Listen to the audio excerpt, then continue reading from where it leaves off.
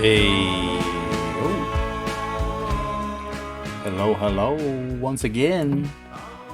If I haven't told you, or if I haven't seen you, Merry 22 or something. I don't know. It's like Happy New Year. Hope you had a safe one. We got a little wild up in here last night. I'm like looking at just the state of things. I got shit on my hat. I haven't wore this hat in a while because we haven't been playing any football. What the fuck, Chuck? Happy New Year, sir. Lack of nips to start the stream. Am I allowed to show nips? I'll give them to you. I used to have really nice pepperoni nips, and they're now just like kind of old, just like normal boob nips, man nips. I don't know. They've never been sucked on by a human or an animal. So I got that going for me. Okay. I don't know. Like, I would probably be alright with a chick sucking my nips. I don't know. Or my wife doing it. I'd be the only chick. Are you revamping it? Oh, this is just the old NCAA. And partly because we had got so far, like we'd been 8 or 9 years into the dynasty already before revamp thing came out. And so no turning back at this point, knowing that I play through these dynasties so damn slow that this is the only dynasty I'll probably play between now and a new version of the game coming out. So the lore of App State being our school when we got here, and the rivalry we have with Georgia, which is actually kind of the thing that started me back streaming. I had streamed Madden on PlayStation 4, and I would occasionally stream FIFA and just whatever video game I was playing. But when I started, when I rebought 360 and got my NCAA 14, I was just playing App State Team Builder. It was like 1997, yeah, 2017. I was sitting in my recliner just playing it on my big screen TV, enjoying the fact that it was the nicest video game setup I had had in my life ever. Like, I had got my own TV and I had this nice chair now. I'm like, you know what? I'm not playing this anymore. It was a national championship game. I'm like, I'm not playing this anymore until I start streaming, and the national championship game got documented somehow. And probably like this right here, I had not played it in a while, and so when I turned it on, played Georgia, number 1 versus number 2, I got my ass beat, and I lost. It was like a year and a half that I postponed playing the Natty and did not play college hoops, college football, any kind of Xbox game until I streamed. And I was playing PlayStation 4 games, but this had just kind of sat frozen in time, and I picked it back up. I think it's about the time that I might have met you. I was playing it. I left and went to Indiana. I think that's about the time that I was talking last night about some of the games I used to stream before, and like recognizing people from like whatever I was streaming when they followed. And like I did, Madden, I did FIFA, I did Twitch scenes, I did marbles. I kind of have like a little group of friends from each one, but the one group of like human beings that I think would share beers with and probably be neighbors with and like watch sports with is like this community. And you're a part of that. I hope to see Problem again. I need to reach out and see how he's doing, but like Stoner, there's so many of them, like FG, and there's so many of them. Who else am I missing? Breezy. That was like the initial, and probably really like Kaz Cray. That was who else? I'm missing somebody. D's Diabetes, and Baker. Like, those were like the people. Like, I didn't have a job at the time, so if I wasn't streaming, it was 24 hours I was in somebody's stream. And yeah, so like some nostalgia about it a little bit now. Like, this is the dynasty, this is what I was playing when I met you. 1 year, 2 months, Well, I think one night you unfollowed me too because you said you wanted to see my my alert, and so you unfollowed me and refollowed me. So I think that it might be an extra month or two on there. Working a lot. We play Warzone. I was gonna say, like, I still see him on Twitter and Discord. Like I'll see that he's like, it'll say playing something, and yeah, I just always want to make sure people are they've disappeared, but they're still doing good things. And like D's same way. Like he popped back on. I don't get to watch around that time that often, but like he popped back on for a stream, and it's like reminded me of that initial group of folks that we like kind of all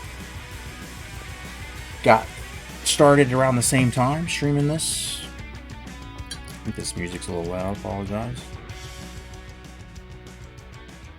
Fucking been finding so much music, like end of year lists and things, and then like one band, you know, you look and it recommend another one related to it, then you find another band this person's in, with different name of the band with different people, and like I was listening to jazz and shit real hard, but this feels like football music, and so we have waited.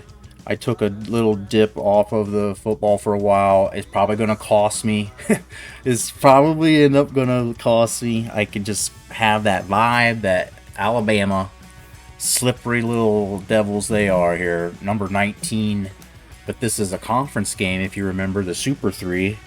I'm not sure how much of a history lesson I need, but people might not have seen this, or there might be, the VOD that shows up to somebody who's never seen this. And so the Super 3, oh boy, how do we describe the Super 3? We're in Conference USA. Long story short, we have promotion relegation.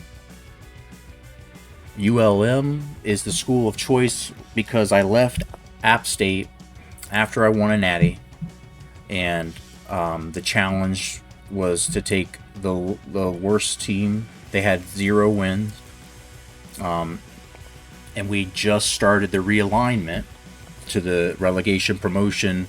Essentially, we've got one Premier League, a tier where these schools are in. And of course, they play each other though, and so there's opportunities for failures. And then there also, in the last 2 seasons, have been teams from the non-Super 3, because they play like a bit of a weaker schedule. One might say a Big 12 or a Cincinnati like school that gets in, and Illinois was that last year, and they actually won.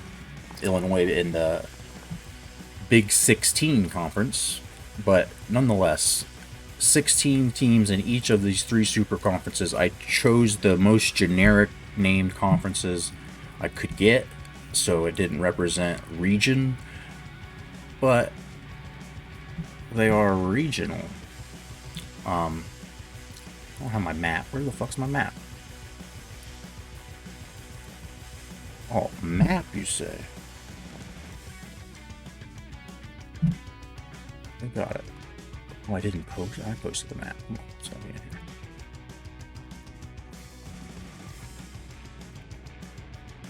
You don't do this shit that I do without posting it, because you want somebody to at least see it. Because otherwise it's just all a personal delusion, and like it makes me feel less crazy when we're all here together with it. Super 3s. And so back to the conference naming system. Conference USA, how much more generic does that get? MAC, Mid-American, it actually is very specific, but we were able to make it work by using it as our region that's in the mid of America. And then there's the American Conference, which goes back to as generic as possible, and that one is what am I trying to say? I mean, it's just basically it is the Western, so the cutoff is kind of like rotational based on year and how, things have gotten clustered up. So the West, for a Pac-12 perspective, is mostly them. So regional travel was not anything different than they've already been doing, but there's a Utah State in there who's hung on. I think since the original promotion, they've hung on. And Air Force has just jumped in, and I kind of like it because it's geographically start spreading out a little bit more. But sometimes the Texas schools get in there, SMU, OU, like Kansas. We've tried to preserve regional rivalries, and so that's why Pac-12 and Big 12 are kind of together. But then, like in real life, A&M was in the Western a lot of time, and I think they might be back in it. No, they're. I don't know. I can't remember. We'll have to look. But they have swung over into the Conference USA, which is usually in like SEC territory here. I don't think you can see my mouse cursor, but I'm wildly gesturing around Louisiana, down around Florida, around the Carolinas, around back to Mississippi and Louisiana. But then there's, the Big 12, Big 10, like some of these schools like Nebraska. I don't think we've ever belonged in the Big 10. And I don't know what else to tell you other than let's look back at the game. And we'll see that, well, look at us. Louisiana Monroe has, after 5 years of Coach Dickey steering the ship, gotten almost, they're tasting it. The defense is playing well. The offense with freshman Joe Cox. Everybody loves to play with Joe Cox. San Diego State is in the non-Super 3. So if you're curious about exactly where a school is, let me know and I'll show you. Shit, I just pushed a button on the game, not on there. All right, 1 second.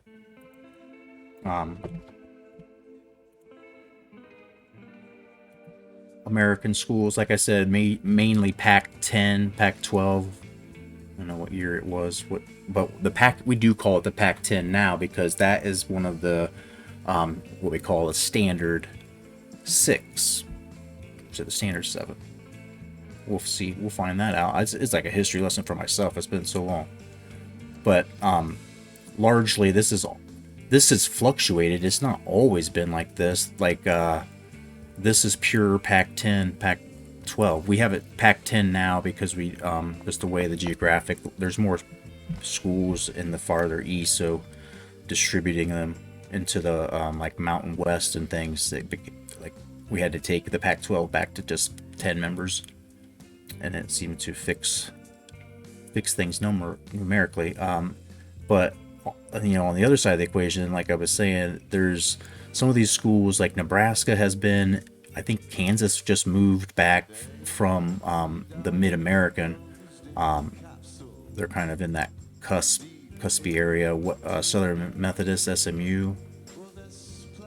Another one that sometimes just because of where they're at on the map, they might swing that way, baby.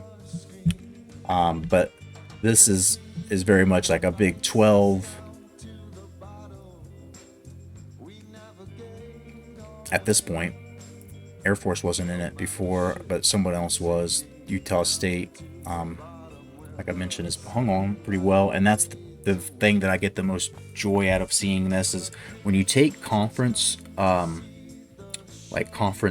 is it? The rating that the recruits look at, the conference prosperity or prominence, conference prestige. When you change that equation, some of these teams like Utah State, they do all right. I mean, it's a matter of people not going. It's just like in Ohio, like if you want to be NFL or you want to play at a school that's got a real chance of winning, you usually skip Bowling Green. But so nonetheless, Conference USA, where we're at with Louisiana Monroe. This game, with putting things on a map like I have done for just the visual of the Super 3, it has become more obvious to me that anywhere, and maybe it's not just me as the coach, but anywhere where the team is winning national championships, it starts to become like a little bit of a cluster. Like, I don't know. all the schools around kind of go up, and so that like Louisiana Tech has gotten better, LSU, and then like Tulane was just in last year. Pretty much like all these schools kind of swell. But South Alabama is the one Cinderella a bit that's been recently up and not doing too bad. Georgia State. Notice, where's Georgia? How's Georgia not in this Premier League? Well, Georgia State is in and Georgia's not, and that's like, I don't know. Georgia State, this is their second year. They survived it, and Georgia has gotten relegated. They're probably, if I remember correctly, they're going to get back in really quick. But that's the peaks and valleys of the emotional roller coaster that is the promotion relegation process, where we have these 3 conferences. So there's 6 divisions, and we have 6 teams. The worst team in each division gets relegated. If there's another really bad team, we'll take an at-large 7th. But that's also dependent on our standard 7 here. And this is where we go, and you'll see San Diego State. They're in the Pac-10. But so we've got the standard 7. If we do worst team in each division, there's 6. And sometimes based on what the record of the Mountain West or Sun Belt, they will get kind of cheated out of it. We don't usually like to cheat the Sun Belt, because when I first came up, I was in App State playing the Sun Belt, and then also Louisiana Monroe, the team I'm with. So Sun Belt, Fun Belt, baby. You know. But he's going through a lot. He hasn't streamed in a minute. Yeah, he came on one day, like a month ago or so, and it was kind of a big thing, and he was, being transparent about some of the things, and just answering people or asking, what have you been up to, or how you've been doing. And definitely, like, tried to reach out and just let them know, hey, if there's anything, if there's ever a time that you're alone, and you need someone to talk to, whatever it is, definitely and let them know we're all missing them, and that goes for anybody. I mean, I'm not a mental health expert. You might not even think I'm the nicest person, but ultimately, I have my own demons, and I know that sometimes you need someone to say, listen, talk it out, do whatever you have to do to drag it out, because tomorrow's another day, and that's usually all it takes to try and, head off the worst case scenarios, right? It's just getting past that immediate, like, the walls are closing in, I'm sinking in, I'm scared, I am in a panic state, you're just not sure, like, it honestly feels like you're just like sliding down a slide and your hands can't grab on to something. Don't let that, like, convince you that the rest of your life will be like that, because it's oftentimes just chemicals in your brain fucking with you. And if you can just know that, if you can just, like, it's like a raging river, if you just know that I can hold on to this and it'll stop before my strength gives up, and then the song says, yeah, I smoke pot. That's kind of my reputation on here, and that's also a way that I also, like, it always seems to be, there's this one event, and you never know what is going to do it, or how, or when, or why. But if you just get past that event, it's not as hard until the next one comes, right? Like, but day by day. I don't want to tell you all, preach to you. I'm not an expert, but that's all. That's all the wisdom I can really give you. All the wisdom I have, and that's experience from myself. Just survive.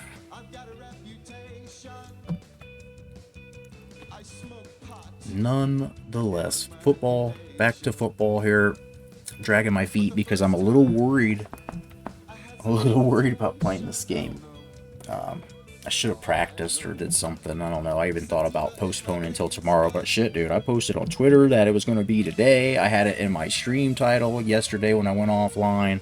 I talked about it, I think, like 15 times yesterday. So we got to at least get conference championship settled.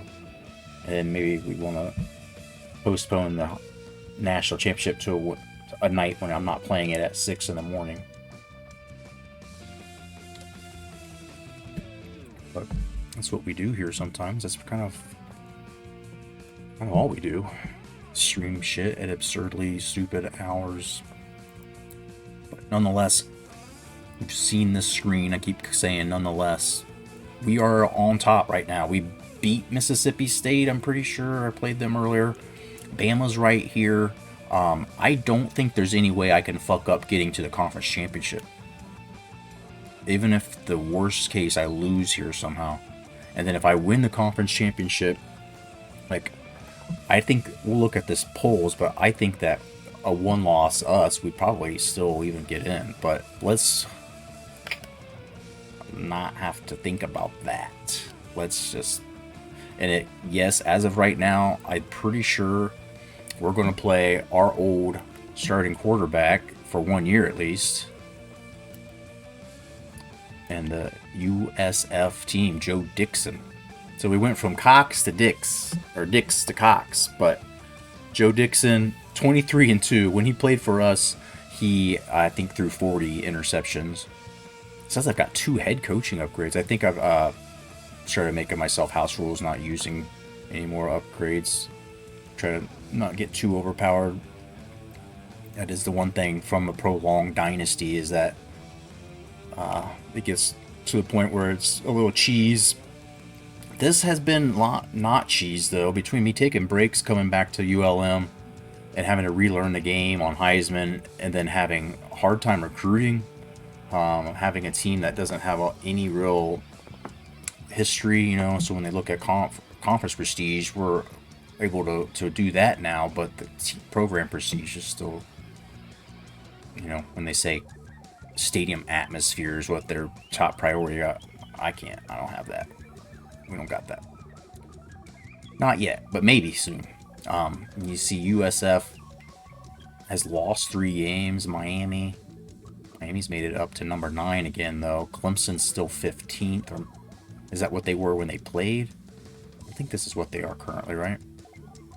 Is it? UNC is up to number 2. That can't be right. These have to be the ratings of when they played them. And UNC was number 2?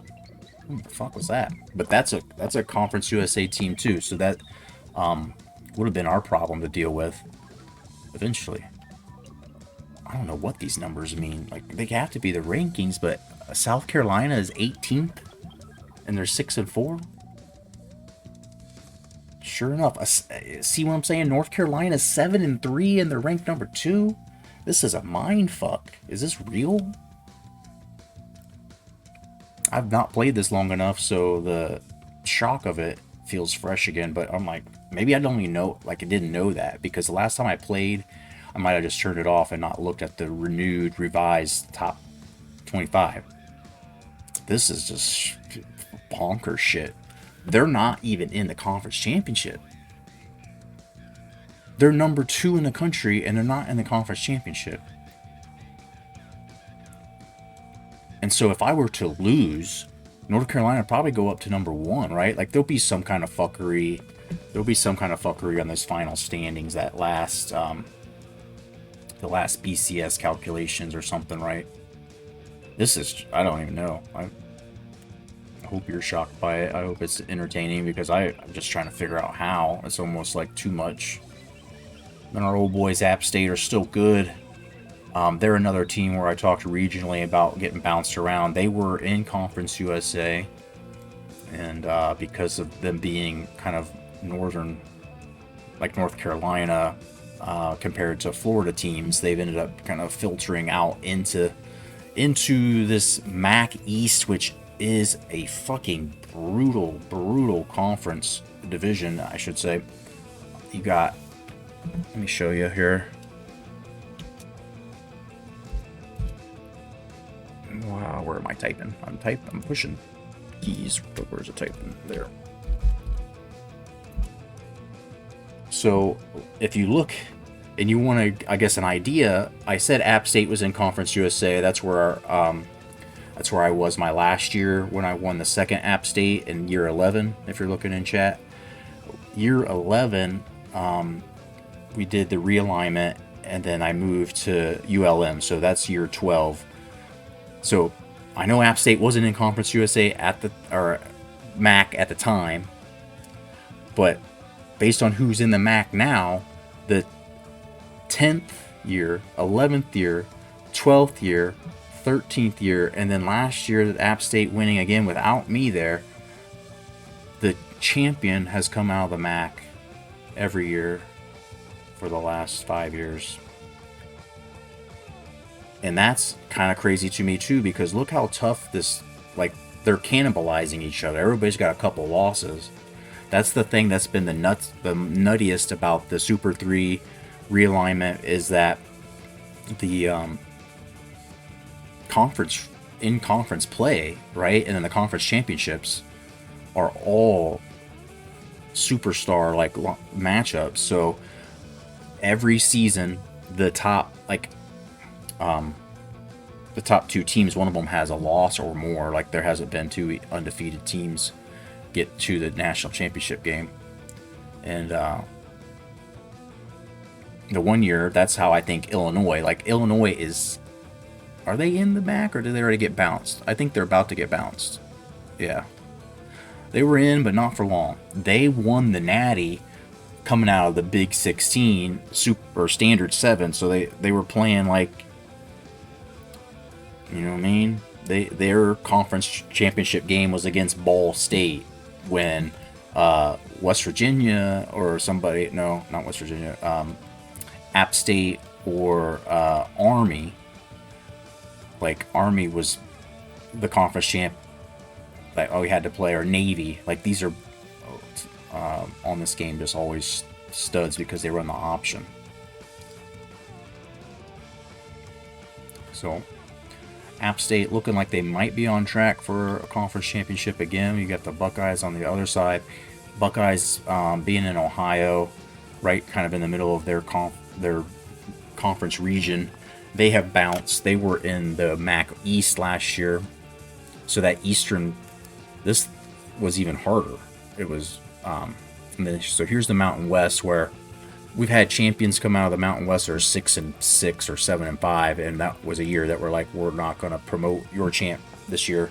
There's only 5 in there because we're trying to fill the Pac-10, and then Air Force is currently up, and yeah.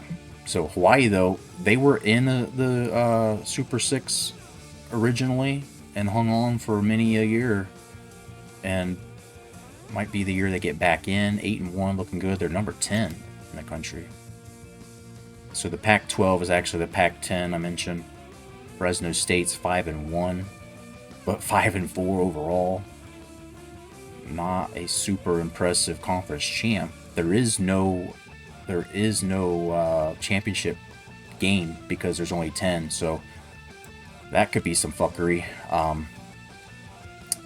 The promotion relegation committee has continued to get challenged with things every year in terms of how do we nuance that, and we like chat to help if there's anything that needs a vote. If you're curious how we try to do it democratically, or try to figure out some of these things, because we don't have an elaborate tiebreaker. I don't have any kind of wild different scenario things that go down a decline, like some kind of deductive reasoning or something. But we mentioned Georgia. They're sitting on top of the SEC, 8-0. There is a conference championship game in the SEC. They're currently sitting at 14. But we might start actually taking like the bottom 2 here, cutting this thing back down to 12, and build out the Sun Belt a little bit more. Some of these schools already were Sun Belt, so I might actually do that, relegate Memphis and Southern Miss down. and do kind of a promotion relegation there. We could actually end up with a bit of 3 tiers, but I'm a big fan of the Sun Belt, real life too.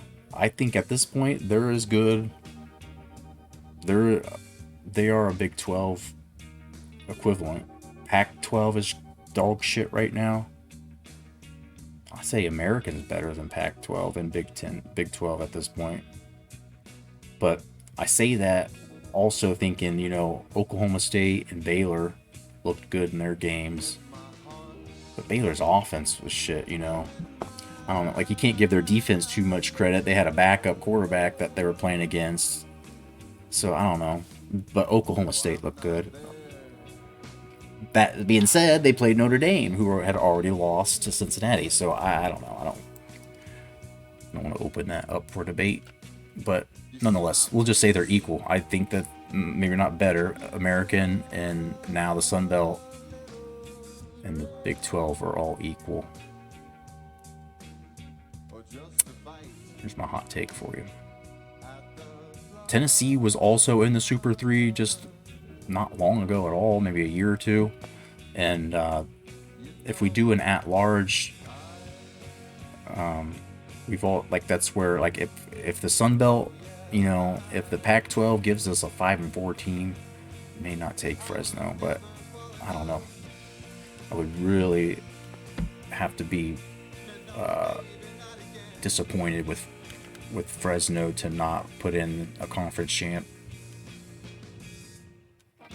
So Missouri going to square off. They were in not too long ago. That graphic I showed you is the year before. So we'll get to I don't know.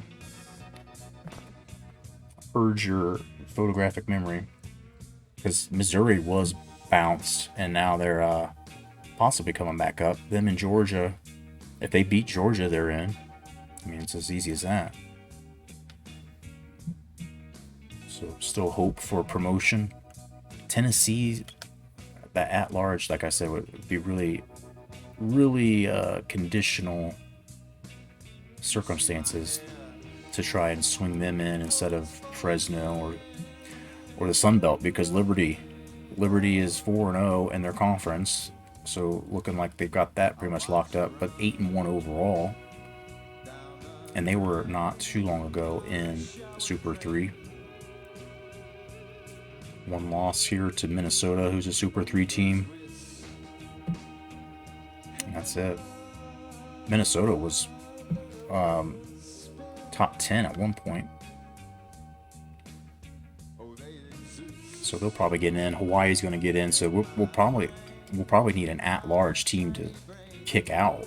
Actually, we'll need to take 7 out. It feels like Syracuse kind of breaking the mold in the ACC, but they will have to play somebody in the conference championship. And yeah, that graphic I showed with Georgia State is old because they've been bumped down, but maybe on their way back up. In the ACC right now, and Syracuse on the other end in conference championship seems winnable enough. So see if we see them again. But then, in the bit of a shocker, I do remember this: Kansas just recently, if not their first year, it's their second year, get promoted to Super 3, and they are running the American. I have thought about leaving. Like, what am I going to do if I win the Natty this year? I'm definitely coming back at least the second year. So win or lose, staying at Louisiana Monroe. There's just too much stuff happening. Like, there's too many good players coming in. Like, I want 1 year where I blow out some teams, right? Like, I deserve it after all these, and then losing all the fucking games in the basketball series I do. Like, I want some fucking, what I like to call Zen in the art of power O left. Like, I sit here and I bullshit with you all and I listen to music and I just run my heavy left, overload the line, or I, audible it, flip it, whatever. Just, it's like a Zen garden. It's mindfully doing it, but at the same time tuning out so many other complicated things to just do that. That's where this is religion for me at times, But Kansas, what the fuck, right? What I was saying was that if I leave, I've already thought through what I want to do, and I want to go. I want to do like a challenge where I only have max 2 years out of school, and so I get one recruiting class. That's it, and I gotta win a natty or bust. And I'm gonna try to strategically pick where I go. Like I'll try to go to a good school that has a guy retiring, not go to a school where the guy's been fired because the team's like at 80. I want to go to schools like I'll just try and strategically do, you know, like a survivor basically, like going down the list of what however many schools I can get. I'll do some trophy hunting with like rivalry trophies and things. But the American Conference seems like it would be the easiest to take a team like Louisiana Monroe year one and just they have to be in the Super 3, I guess. So that's one tricky part of it. And so that's where I guess it becomes like Survivor, where you're trying to strategically, like, Air Force is in it. If you're going to win it with Air Force, like, is this the year to try to do it and go there? I don't know. Whatever. Like, there's, I guess, some interesting dynamics and decisions to make. It's a content perspective. Myself saying that shit, but nonetheless, Kansas, most likely, the conference champ. It does look like, I mean, barring a loss this week and whatever kind of deal or tiebreakers, they would go in, or one of these two. Which 93 Texas is the more legit of them, you can see.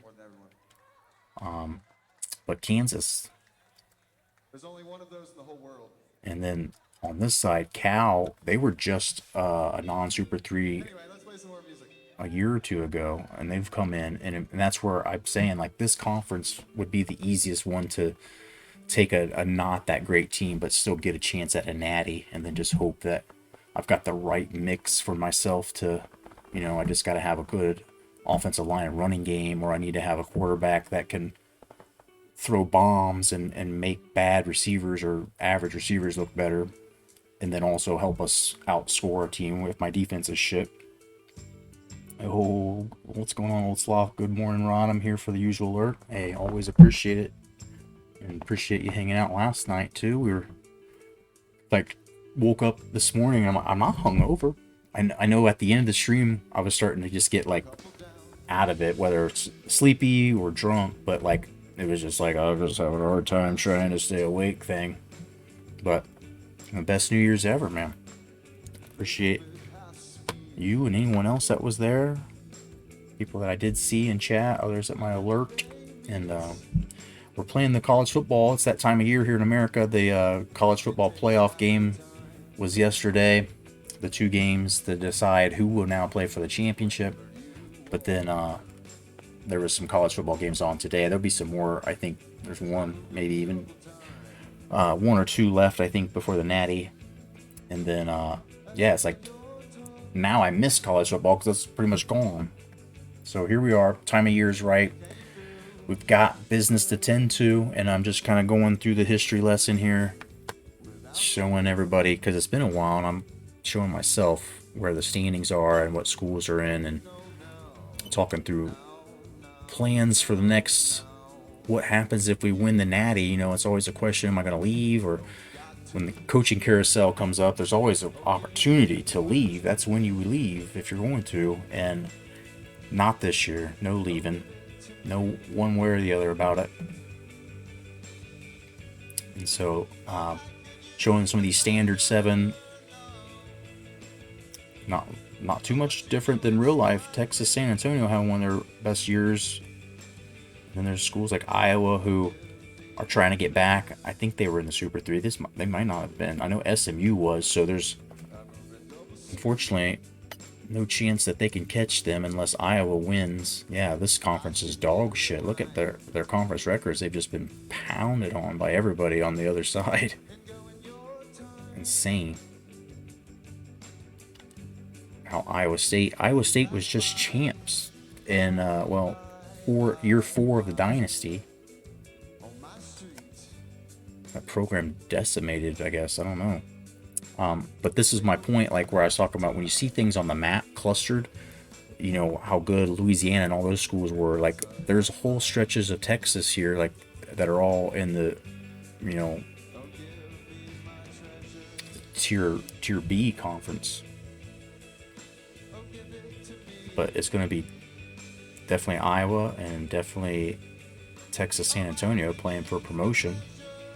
SMU, like I mentioned, was just Super 3 not too long ago, 4-star prestige.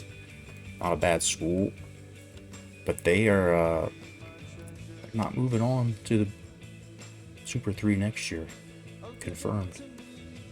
Toledo here in the Big 16. This conference is just exploding because it has all the MAC schools and the Big 10 schools, and then there's also a couple of like Maryland, which is a Big 10, but on the game they were originally ACC, I think, weren't they? Or Rutgers? Maybe I'm wrong about that.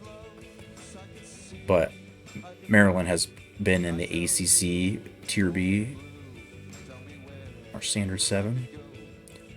Toledo, I don't know if they've been in the Super 3. I know Miami, Ohio has. Still decent. And then maybe Toledo. If not, they're trying to make it happen this year. Western Michigan, 1-star, right now playing for a chance. And that's, you know, sometimes these schools get promoted and you just know they're not going to stick around. But then there's times when they surprise you and they become the Hawaii or Utah State. Utah State one year was like, before they got promoted to Super 3 in the Pac-10, Pac-12, they were like undefeated until conference championship week or so. It was like until late in the season that it looked like they were going to be in the Natty, which is what Illinois eventually ended up doing 2 years ago when they won. But Cincinnati's been up, they're decent. Wisconsin, of course. I think Ball State was in the Super 3, and Purdue somehow maintains decent prestige, but they've not done anything. And both the Michigan schools here thriving for the first time. And let's, you know, if they get to the Super 3 and then they end up sticking around a year or two, that's where it's like just the interesting kind of storytelling itself, writing itself. And so there you have it. Let's look at the top 25, and we will play this fucking game against Bama. Let's see. I mean, we're going to, I think, get to the conference championship no matter what. With the way that these, this is what I was mentioning about since the Super 3 realignment inception. The final polls, everybody's had multiple losses. There'll be one team that's undefeated, maybe, or it'll be a school like Illinois that's not a Super 3. But, like, Conference USA team, they just beat USF, so they jumped up 3. USF's who were supposed, I don't know. It's going to be North Carolina we play, I think, in the conference game. Isn't it? No. 5-3, so North Carolina's got to win one more. Who do they have to play? Let's see. They've actually got 2 games left. And Duke is not a conference. Yeah, they are. They're Florida State. I think these are all conference games. Why would they be? But dangerous games. North Carolina wins those. I'll be playing them in the Conference USA game. So there's no chance they get to a natty unless they somehow stay below. I don't know. They're not going to go down. If they win out, they get to the conference championship where I will beat them. I think I already beat them once. Yeah. But I lost. They lost by 3 points in overtime. I wish I had memory. Maybe I need to go back onto the YouTube and find it and watch that game. But 55-58. People may want that rematch. That's the rematch maybe people want in that Conference USA game. But Mississippi State, guess what conference they're in? They're in the mine. Conference USA. There's the Buckeyes sitting at 4. They just climbed up 5 after giving Minnesota a loss. And Minnesota was, like I said, they were really high ranked and they just kind of got beat down the last few games. Kansas, they've got 1 loss. They're in a Super 3 conference. They're saying, why not us? We know North Carolina's probably going to drop. If Ohio State plays Navy, it looks like, or somebody like in the conference championship game for the MAC, they'll probably leapfrog North Carolina, Mississippi State because they're not conference champs. And North Carolina's somebody, one of us, mirror North Carolina, would guaranteed to have at least 1 loss. But if I lose, do I go down that much? I'm still going to get in the conference championship game if I lose to Bama. It's wild stuff, right? It's just, there's a lot of teams every year that have these multiple losses, and that paved the way the one year for, that was last year, Army jumping into the Natty, and they didn't have any business being there. Or was that Illinois? No, Illinois. So Navy won it, and then they played Mississippi State that year, I think. Illinois won, and I think they played Navy. And then last year, App State played Army, and it was weird. And because their conference team, they already played them once too. Like it absolutely broke this. Like App State, well, not App State. Army was not even in the conference championship game. It would have been Navy if you took the next best in our conference. So how Army got in was just pure fucking propaganda. I've heard people say that this game was rigged a bit to make Army and Navy and them good because of, like, it's not good to see the military schools on this game continue to get beat down, right? Like, it's not American to have that. I've also heard that just any team that runs the option on this game kind of rises to the top because the computer has major issues trying to defend it. The game just has a bias in terms of its logic that running option is easier. So I don't know. I'm going down some conspiracy theory shit. I didn't expect to do that. But nonetheless. So USF, who was number 2, was going to be the same scenario where eventually, you know, Ric Flair shit. To be the man, you gotta beat the man. And so somebody's gotta come through fucking Louisiana Monroe and take this hat off my head and make me fucking eat it, right? But that might be Bama, but we're still getting the conference championship anyway, so someone's still gonna have to beat me.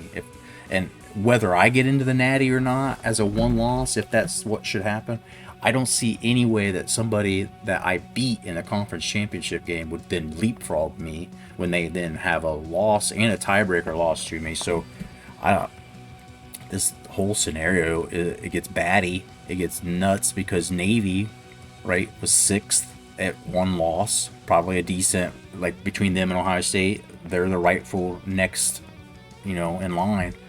They lost to Army.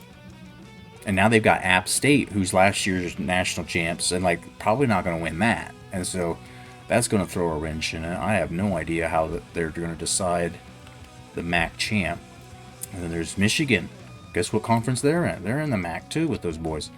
So they still think they've got something. They've got Iowa, who's fighting for their promotion to Super 3 from the Big 16. So non-conference game there, but they'll have one more game and possibly a Natty or a conference championship. There's Hawaii, who we mentioned. They've got 1 loss, so if you're looking at people with the best records, it's them in Kansas. And then here's the rest. So we get ready to move on to this game. I promise you we will play. It's so bad lately, it just bullshitting so much. Last night's stream, I think I did 3 hours, and then everything that we streamed from the college basketball. Was that last night? Yeah, it was last night. Everything that I streamed from college basketball wasn't even games, because that whole fuckery where they rewrote their conference tournament bracket to have 11 teams in it, and I didn't get in. I didn't get to play, and then I pushed a button and the national championship game was played, and we got locked out of editing rosters, so I just had to hit Xbox dashboard, and we get to do it all over again, but still no conference championship. That was 3 hours and 15 minutes where we didn't even actually see any football or basketball or really video games in general. Just me enjoying your company for a New Year's, a little bit of a party in here. And tonight there'll be a little bit of party if we can beat Bama. So I was mentioning Army, they jumped up like a fucking rocket, 10 spots. Texas goes up 7 with a close win over Nebraska, but like Cal jumped up hard on a bye week, 7 spots. Clemson was not even ranked. They beat Miami, which Miami was 3rd. Guess what conference Miami's in? They're in my conference, Conference USA. Like, one way or another, it seemed like Conference USA was going to be 1 and 2, and something was going to happen in the... I already beat Miami, so there's no way they were going to end up coming back in the conference championship game, but who knows? There's like math involved now at this point, and I ain't trying to fuck with that. Georgia, who was doing all the good things, trying to get re-promoted, they were 11th, but non-conference Auburn beat them, and Georgia still got the perfect conference record and looking to get promoted. App State lost to BC of all teams. That conference, that division, I mean, BC's not that good, but on here they're pretty solid, and they're good enough to beat the defending champs. South Carolina, another Conference USA team, they lose to Florida by a point, and you just can't justify a 4-loss team being the top 10. They got USF, so those teams, one of them's going to lose, and the top 18 spots are going to shuffle a list a little bit, unless USF loses and South Carolina goes up and they're still in that top 18. No one else new gets in on that deal. But Mississippi State beat the fuck out of Bama. That gives me a lot of hope. I'm really kind of feeling good, even though I haven't played for a while. Oklahoma's got 4 losses and they were number 7 just recently. And this is, like I was showing you, the weak-ass American. Air Force. First year in the Super 3. I guess it's second year now. Holding their own. They're not going to get demoted, so they're here for now as well. Back to my conspiracy theory about military institutions on here having maybe a little sweetener in the code, in the programming somewhere. Now Duke's ranked again. Michigan State jumps in. Minnesota's still holding on, lost 7 spots. Arizona State's ranked after win over Utah State. And then Vatech was number 12. They lose to Penn State and drop 13. It's a huge fall. And yeah, so it's kind of crazy. There's some wild shit still to play out. We've got to get over the hump and beat Bama. We got to finish the job. We got to beat the conference championships. We got to do it. And it's not guaranteed, but I don't know. It seems like all hell's breaking loose in the top 25. There's your Heisman Trophy winner from last year, Joe Dixon, again, leading. And remember, this dude was our quarterback. He was his freshman. He was the second year when Dickey got here. He redshirted him because we started our seniors. We had 3 senior quarterbacks, and they were all a little bit better than him. Like, he just needed to develop. And the motherfucker transferred on us. And now, possibly a 2-time Heisman winner. And we'll get to see him.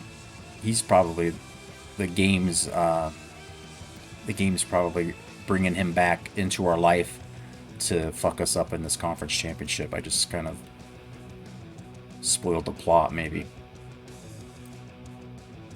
Championship contenders, I don't know if you want to see this, but you will get a glimpse to see that things are in a good spot. Things are in a real good spot, bro. I just want one season.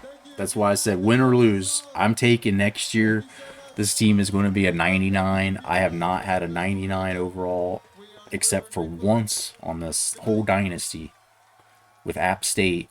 When I came back the second time, I might have had a 99 the year that I left App State. Maybe, I don't think so though. Especially I was a new coach. I didn't have all my recruiting like, geez, these upgrades unlocked yet.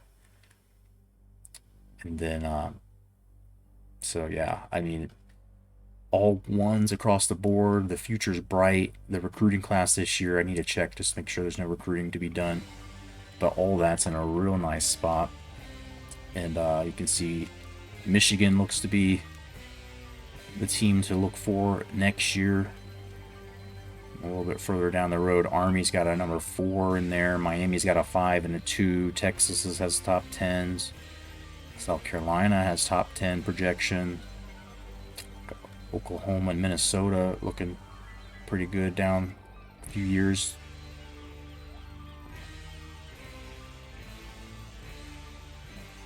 And Stanford, who's had a rough year this year, it looks like, but 6-4 despite being a 91 overall, 95 offense. They're expected to bounce back and get looking good in the next 2 or 3 years. I don't know if I agree with that. Is there anybody else that's all crazy like that? Yeah, LSU is having a really down year. And that's just being a part of this conference we're in. Get your ass kicked by us, and then I think La Tech beats you too. Not much different than real life at this point. See if Brian Kelly can turn that around. Hope he doesn't. I hope Brian Kelly gets run out of town real quick. Not because I hate LSU, because I hate him. Washington has this weird aberration in there. 2029. Watch out. Indiana looks like their trajectory is coming back up. You know, the school that we put on the map. Got them a natty there. I don't see any other weird ones. Florida State looking like they're supposed to come back up. But, I mean, Florida State and USC on this game seem to always have good teams. And they don't necessarily do. Like Texas, Oklahoma. Same thing on here. They always seem to have the Notre Dame more than anybody. Like Notre Dame, I think, was on the verge of being relegated last year with a 94 overall team. I don't know how you explain that. Don't know how to tell you what's going on. There's lots of weird things, weird stuff. Let's see. Recruiting looks like it is done. So if you want to see just real quick, because it's been a while and I've already delayed so much else. We've got 6 guys signed right now. No, what am I doing? What is this?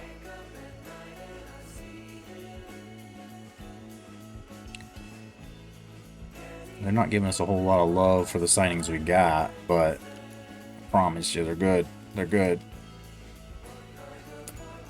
Probably easier to show you this way anyway. It's been so long since I played this, I don't really even remember what I'm doing navigating.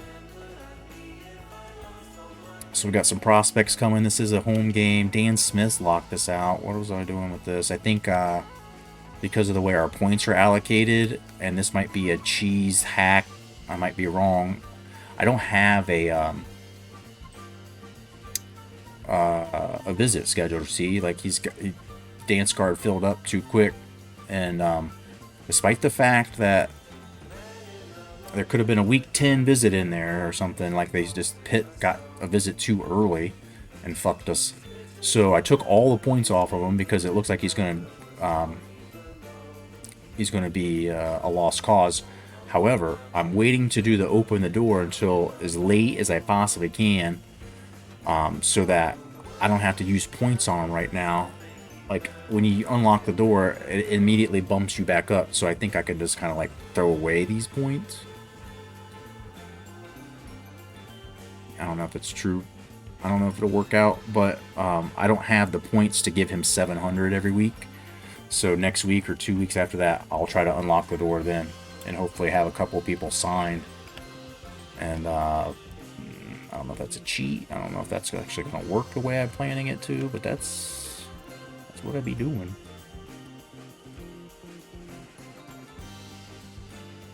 That's what I'll be doing. Be stroking. So you see the people that we did get here. 76 corner. Not the greatest speed, but his tackling's not too bad. Play recognition's pretty solid. Hit power possibly could move to a safety if we needed to. And he's 202 pounds, so heavy hitter. Maybe we can put him in some of our exotic packages as like the quarters that we've been running, and somehow use him as like a hybrid backer. Montreal Butler, hoping to get him an outside backer, decent speed, nothing too special here.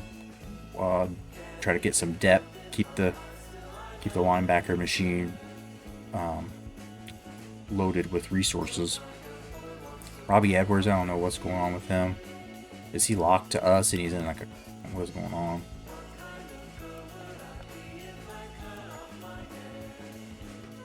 Yeah, we're in that recruiting battle and we're currently going down. I don't know. I don't think I need him.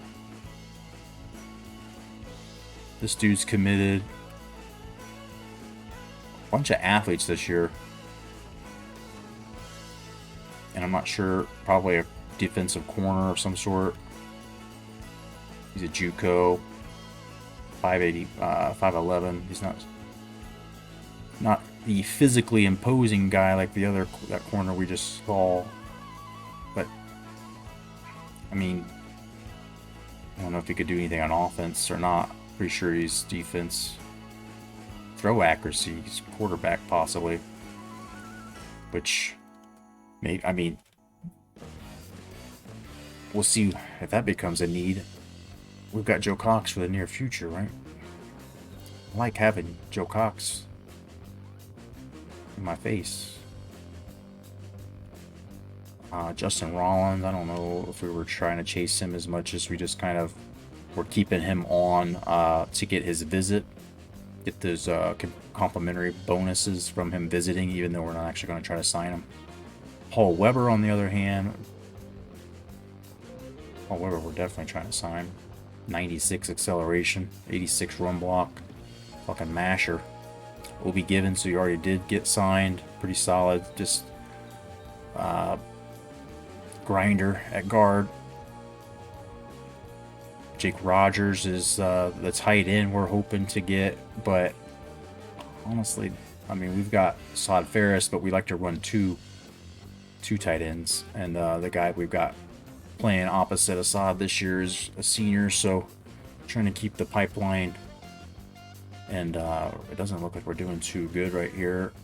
Might be losing him out, but we still have that visit. And he's a 69, right? Love that. Marcus Gallagher is the guy we wanted, but receiving guy, 83 catching.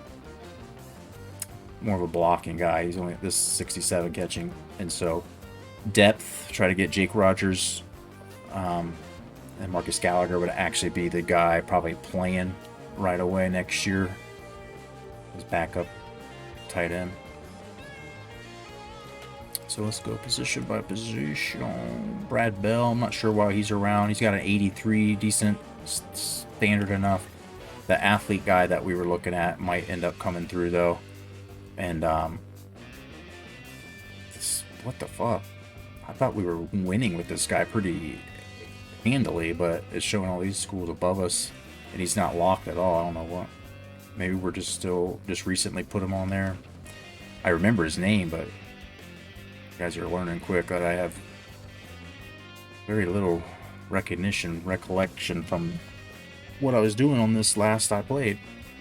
Carl Davidson looks like we're probably going to get him. We might be giving him too many points. I think we're just trying to make sure we lock and don't take him into the trying to get him locked before we go into signing week, so we don't lose him. Because I can see somebody saying I need a running back real bad, but they don't have any offers out. I don't know. Is there anybody else that I should give these points to? We'll take a couple off of him.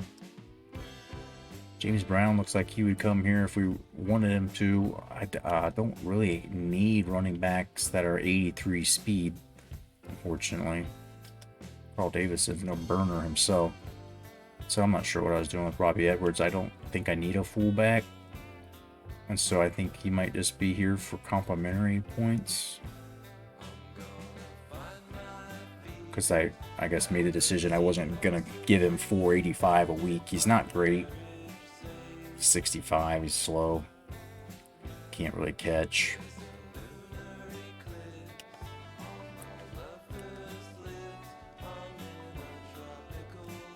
This just a 67 speed receiver. He's here if we give him a contract or a scholarly offer. He I guess it's a 77. We thought he might be able to place it. He's 6'4", right? Like, but these are dudes that are just homers that wanted to come here. So Jim Bennett might not be terrible, but we've got a scholarship out to him, and they're, like I said, some guys on this list that we just want for complimentary visits. At the end of the day, we're not going to ever give them a scholarship offer. But they're homers. They've wanted to come here. We've been number 1 on their list the entire time, so maybe they might even walk on. I think 1 or 2 of these guys ended up walking on in a previous year when we did that. And we said Jake Rogers already. Dan Smith, dude, like I mentioned, we got a little strategy here. Next week or 2, I throw all the points at him, and then Jake Rogers, we may take all the points off of. But we're in danger of losing him, so I at least want to get one more guy because we need a third tight end just for depth purposes. Since we're not getting that fullback, we need somebody when we run our jumbo packages. Unless we put a lineman or somebody in, which could be done.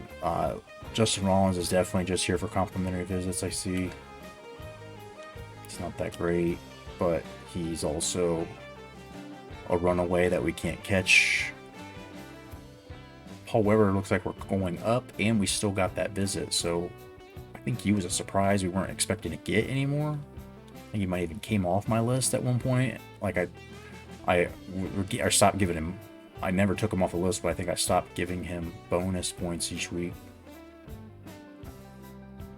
So there's Jay Robinson, who we are winning, whether we won him or not, but everybody's starting to kind of cut into it. We're trying to get him here for a visit, and I just don't think it's going to happen. Depth, of course, just trying to keep this line from going through any periods like we're in now, where we've got a senior redshirt guard starting, and he's a 79. He's great because he's a running guy. Like his pass blocking's like a 72, but his running is like an 89 or 90, maybe even higher than that. We got lucky a little bit, but that's why we try to keep some of these dudes around, just to like not ever go through that again. Jay Robinson's in a tough spot because our center position is pretty taken care of. Defensive end position is like really stupid at this point.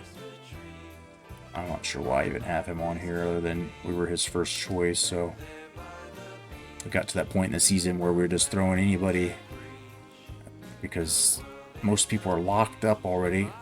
Chapman is a visit guy. He's just here for complimentaries. Charles Mitchell's not actually bad, and hopefully will come here. I gotta give him those 25. But it looks like he's coming here no matter what, so I don't know, I need to give him 25. We've gotten to that point in recruiting where we've just gotten as shrewd as we possibly can in terms of taking like any points off. Paul Thompson, if we want to get this dude, we don't. I was going to say, if we want to get him, I could juice him up a little bit, or else it's going to go into signing week. Doesn't have a scholarship offer either, so. Curtis is max. Chris Banks might be the guy if there were extra. Dudes everywhere here. Chris Buckley's just a homer. Trying to get those recruiting complimentary points. Banks has got potential for a 70. Tackling and some of that stuff's not great. The speed is okay. Block shedding is not terrible. His coverage, I thought, might be a little above average, but Chris Curtis is Man coverage is better. And this is the guy that I'd probably expect to actually play, probably pretty soon, because T-Bone is his senior year. And so James Phillips, the best corner that we've gone after, number 3 in the country, 93 speed. He's the one we want. He is the one we want, but probably gonna lose. I think my memory is coming back, and they just had a visit last week, so I still feel like I can, in theory, go up 50 points each week for the next 2 or 3 weeks, and then I think most likely spill almost all of my signing day. Allocate all my points on signing day to him. Lauren Pollock here, good depth. This guy could play right away, but most likely redshirt for a year, and sophomore or junior year he could be starter, or he just always be a really good nickel or dime fella for us. Luke Freeman, just depth. Complimentary visits. Brandon Wilson looks like we're going to lose out to Army on this one. They just had a big visit, but we still have a visit too. I don't know if I should have gave him some points, but that linebacker was a little better. This dude's kind of slow. Man coverage isn't great. He's not a heavy-duty tackler. Luke Freeman's a little better man coverage, but his tackling's weak as shit, so we don't really care for him either.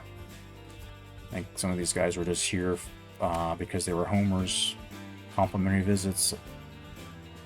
It's Pollock and Phillips and maybe one of these guys. Nothing there. We got a punter. We've just decided to start trying to get a punter, I guess, and actually probably move this guy to kicker. It's our little cheese we do is kick power, kick accuracy.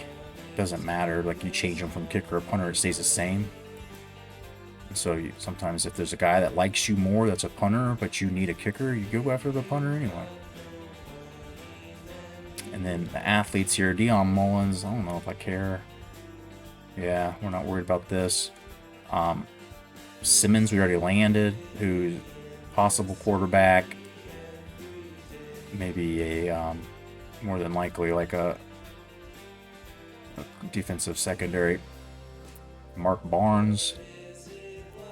Remind me what Mark Barnes is all about. He's probably a safety. No, he doesn't hit well. He doesn't. He's a route runner, 85, so he's a receiver, undersized receiver. Slow, so he'll be a possession receiver, but with the spectacular catch rating being pretty decent, route running being decent, catching being decent, we'll just, hide him away. He's a 90 carrying. Like, we'll hide him away. His throw accuracy, too. Like, he can play some quarterback. Shit. Hide him away. Put him on the receivers list, and by the time he's a junior or senior, maybe he's, catching some big plays when we're spread 5 wide. I don't know. 82 release. All those numbers seem decent enough that we'll take him. We'll work him in the system, try to get him on the field. This dude, Chris Johnson, I think we're in a good spot. We ended up taking points back because we're rolling so hard. And JUCO, probably the reason the quarterback or computer teams aren't chasing him. 94 speed, though. I think it's another secondary guy. Catching, route running, he might be could be a receiver, but when your play recognition is that decent and the pursuit tackle's not bad for hit power, like that, I mean, is rare that I can get a guy with this speed that's not like a 50 tackling, or that his coverage is decent, and maybe he'll get us some picks. I don't know. His elusiveness and things, that stuff's not so great. That his carrying's not so great that I have to play him on offense. That I don't have a choice. He's so good that I just, got to make it happen. But Jay Patton, I believe, is defensive player. I don't know, maybe a slow outside backer, maybe a DN. 6'1", 252, probably more of a DN with 75 speed. Not much agility. Acceleration's a little bit dirt. But tackle, hit, power, pursuit, play recognition. Play recognition's starting to get in that elite range. After a year or two, it gets in the 90s. Man coverage isn't bad, so he could be a backer.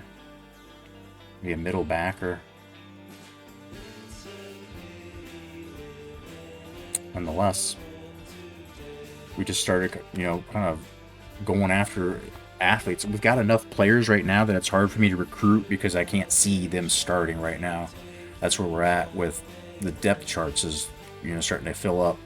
But we still don't have it like Ohio State where, like today they 20 players or something that were out, and it's like I loved it seeing the guys that were playing wide receiver, that some of the people I'd never heard of and seen on the field, and watching like they're just reloading there, dude. And they might be better than who we had. I wasn't a big fan of Olave. He played forever and he did a lot. He was part of big plays, but I just looked at him and saw like I can see where your ceiling's at. I don't see you. I don't know. I just didn't see him as a game breaker. And some of these guys today, like Njigba's obviously was already a part of the equation. But this team we have is not anywhere like that, where third guy on the depth chart comes in and he's still at 95, right?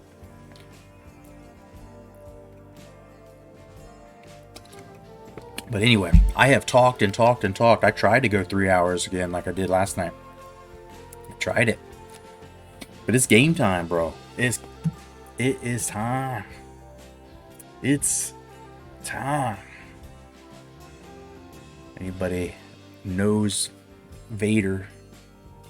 Any kind of wrestling reference there? No more pussyfooting around it. We got to play Bama, so we have to supplement, of course, for strength in mind and body. I gotta find we gotta find a pump up song. We got this big old bottle of shit. I was a good boy last night. I got a little bit sleepy, got a little drunk, but at the end of the day, like, I didn't drink that much. I didn't drink at all before the stream, so that helped. I didn't start drinking until like midnight. But I didn't have any hangover today. This is my secret. Is drinking tea or water and drinking something that's not super sugary, something that's not a bunch of carbs. I think that's the biggest difference. Is this says there's no carbs in this, but I don't know if that's true. Nonetheless. How many times am I going to say nonetheless? It is time. Later time. You would let me just indulge you for a few more moments here.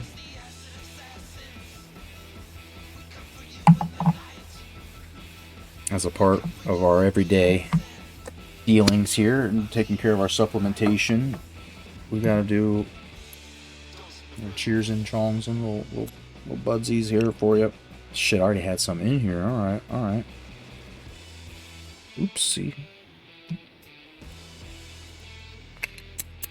I was planning it earlier. So, sorry for the absolute ridiculous amounts of delays before we get to the football.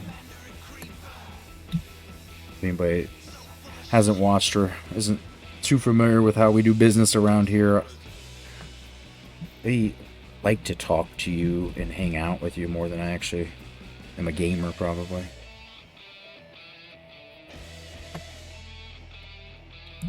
I'm also a bit of a perfectionist, and so in the grand scheme of things, probably OCD. And I'm like, I have to do this, and I have to have my ritual, I have to do this, and then we're ready to play. But not until those things, not until I smoke all of the weed, not until I cheers and chongs you 1,000 times. But drinking Basil Hayden Dark Rye. And I usually water my shit back. I just forgot to that time, and I did a couple times last night. I just got to the point, like, if you let it breathe a little bit, I don't know that you really do need to water it back. And it's just incredibly smooth. It has port and Canadian rye whiskey mixed in, but to me it tastes like basically just almost like a bourbon and Coke or bourbon and Dr. Pepper. Like there's enough of a molasses taste to it that it's a little bit sweet, not so much burn. Like rye a lot of times can be kind of spicy. This one's not.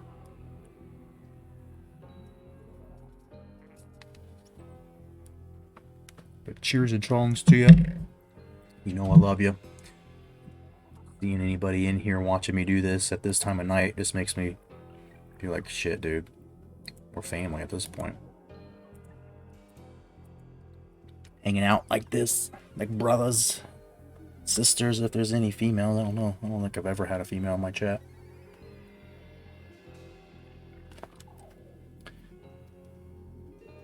But just moments away here from starting the game. I promise.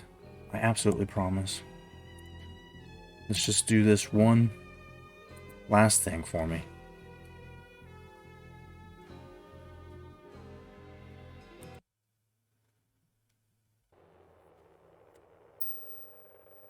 Get fucking crazy. Here we go.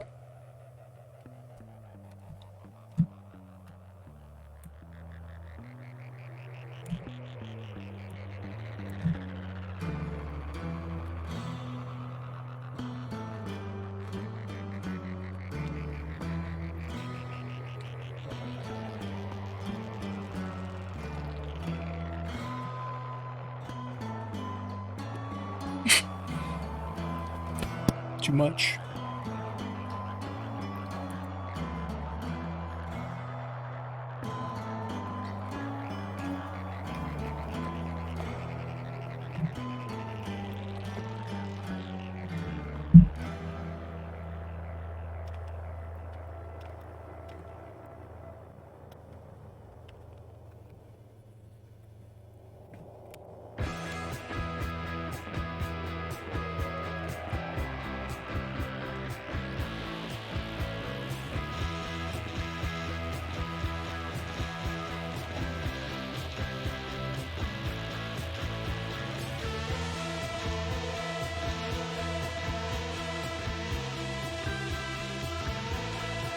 On paper, we are the favorites as we are undefeated, and also the offense here.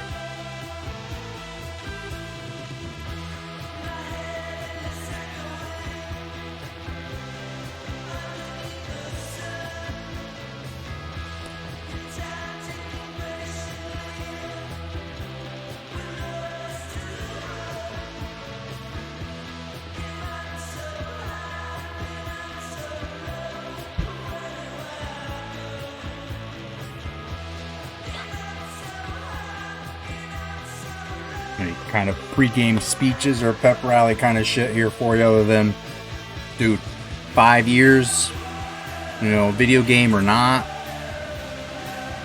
we've played a lot of games with this fucking team, right? I have played with ULM. I bought a goddamn hat. I have committed, paid the price through some tough fucking seasons. I've lost games where last year, I think, or 2 years ago, there was a sneaky chance of us getting in. We didn't belong in, so it's probably all right, but we belong now. We belong, boys. We have all the reason to believe. The offense is decent. The defense this year has come out of nowhere to be the best, almost, outside of the points and the passing yards given up. Collectively, maybe one of the best defenses. Couple recruits here, just some dudes. DeMarco Williams, we made him the promise. Coach Dickey looked him in the eye and said, come back to school here and you'll be a #1 draft pick. And maybe not a #1, but he's definitely first rounder as he comes in with 11 pancakes. Jay Rivero, the receiver who has just been there in the clutch, been there when we needed a tough 5 or 6 yards, and he's been there for some big plays. And Henry Hall, just a young boy, he'll be back next year, but he's on the other side, opposite, catching passes on the left side. For Bama, they got a couple of good centers. I'm not sure if one's playing out of position or if one got hurt and is now back. We'll see how that works, but their star middle linebacker is definitely, in fact, hurt. But he may play. It looks like he's a high ankle sprain. No, he's just 1 week, so he won't be here. Left outside linebacker Crenshaw got a probable designation for his strained quadricep, and the QB will be out. So is that reason to believe that we have a better chance? McKinley is going to probably play. I forgot that he was banged up the last 2 games. And nonetheless, we'll be looking on to see what this backup quarterback can do.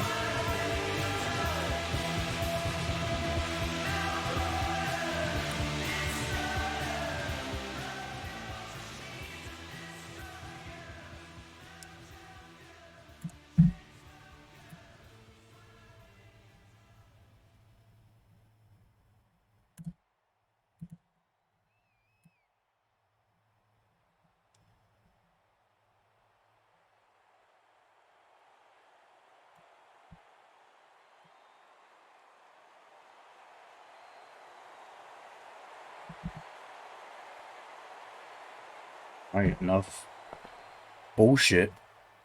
We've waited long enough.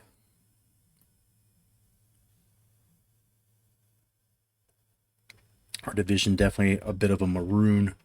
The maroon division of football here. Mississippi State, us.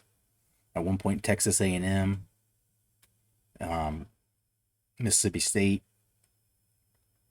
Alabama. Why did I say Alabama? On the other side, we had Florida State. South Carolina. The conference in general has plenty of maroon. And here we go. Last game home. So senior day. And all the marbles on the line to get possibly to a natty. But a bit of a rivalry with Bama in the conference.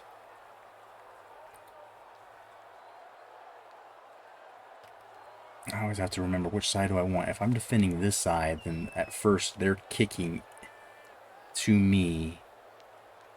I defend that end, right? And so they kick it with the wind first. I sometimes feel like the game gets it mixed up, and that's a strong enough wind. If I need a field goal in the 4th quarter, Baker back to return. That might be a problem, right?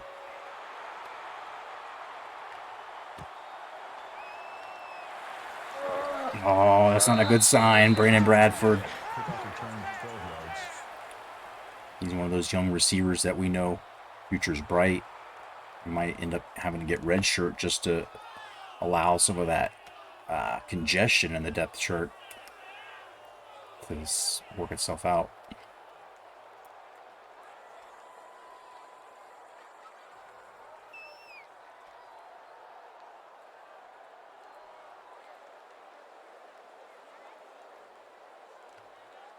And here we go on offense first. Coach Dickey back to his original plan. One of his offensive coordinators had tried to specialize in the spread and the gun, but it's back to basics, and it's back to his blueprint of win by man and up. McKinley back in the lineup after a few weeks off with the abdominal strain. Like last game, he might have been out. In the game before that, took him out early because of it.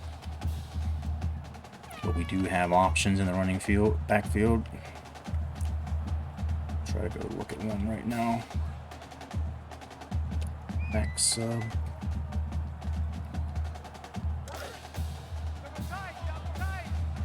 We've had the hardest time getting fast running backs here. It's just been, I don't understand it. Everybody, anybody that's interested in coming to school here, it's like a 80 at best. 83, 85 maybe. Courtney Joseph is the first one that's got a little speed, but you can see he's not the bruiser type.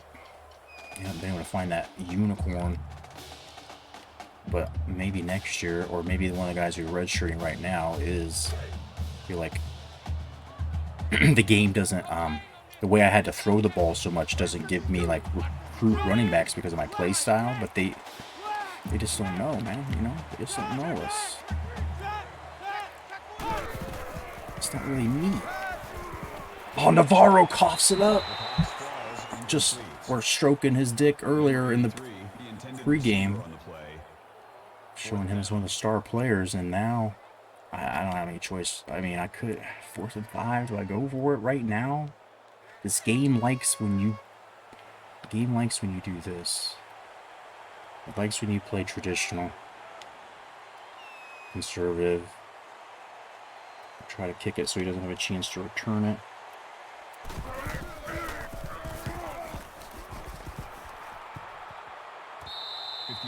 Punt. 51-yard punt, bro. We've got punters, man. And like I said, there's a little cheese thing that I do is I rarely, if ever, use points on them. But if you get a kicker and you don't need a kicker, you get a punter, you just switch them to the other side based on when you've got a guy that wants to come. And I just try to never have to use points on special team guys. Fuck, dude, we might be in for a rough go here. I knew, and I was really worried about taking time off of this game and jumping right back into one that could be more than challenging than some of the other ones.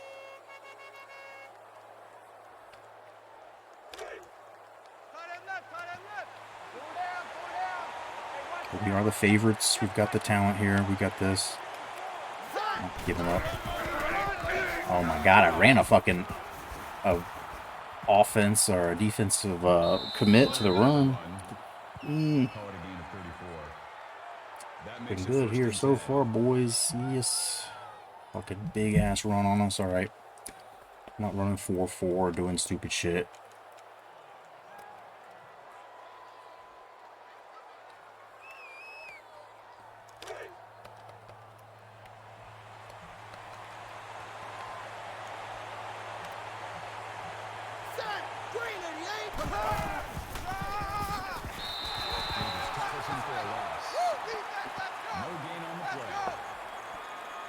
Second and 10.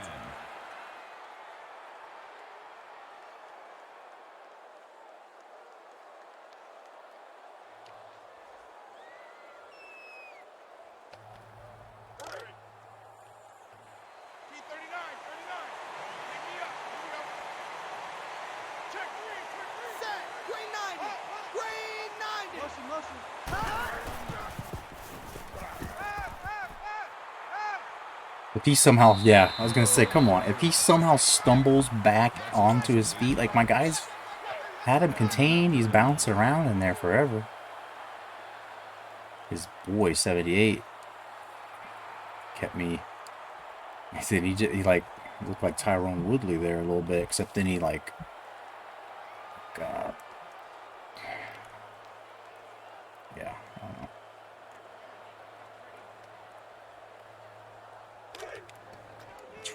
Pass, watch for pass.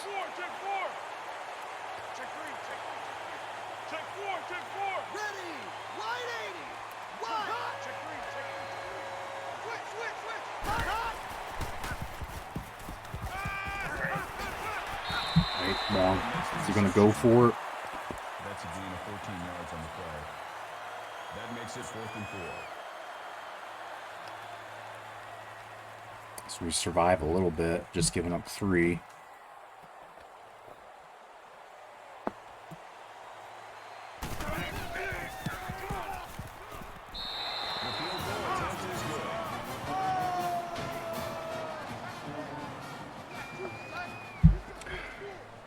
survives Florida by 3.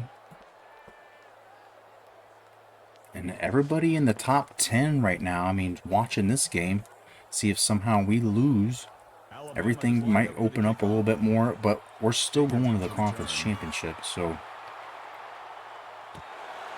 I don't know how much more opportunity would actually open up. Alabama can't turn this win into a conference championship somehow. They can't get in the game. They've already got bowl eligibility, so not a whole lot. I mean, there's always recruiting. There's always pride. There's always improved bowl game. I mean, there's money involved, I guess, as it comes down to it.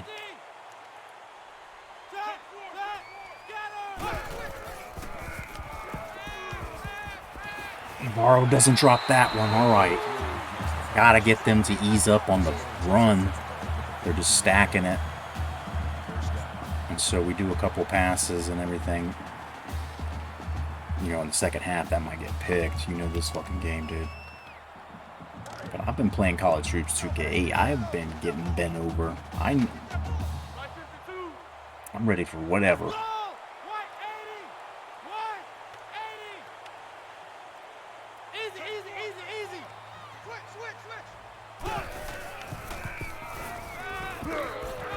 Oh, Navarro dropped it again. It's a big hit, but at the same time, he could have caught it and laid down, and then I fucking misread that. There was a dude open, and I pushed the wrong button. I always do that. X, when I see, like, B, I don't know if it's, like, PlayStation, like, I don't know if I'm just getting confused with, like, X would be A if it was PlayStation, so I don't know what I'm talking about.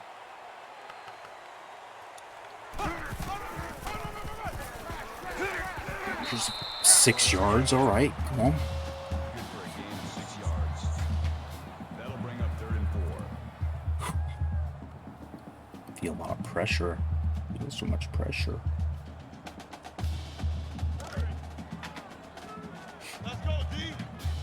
4-man front. There's 6 in the box if I go that way.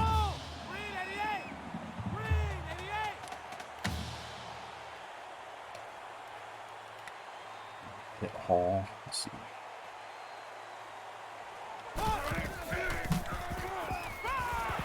Here we go. Henry Hall quickly making us forget about the whatever other receiver's name is, as he's going to be gone next year anyway. Joe Cox getting settled down here. This is Bama, right? It's his first year. He knows. He's seen Bama kind of go downhill on this dynasty, but there's still, even without the Saban era Bama, there's, you know, tradition, there's history.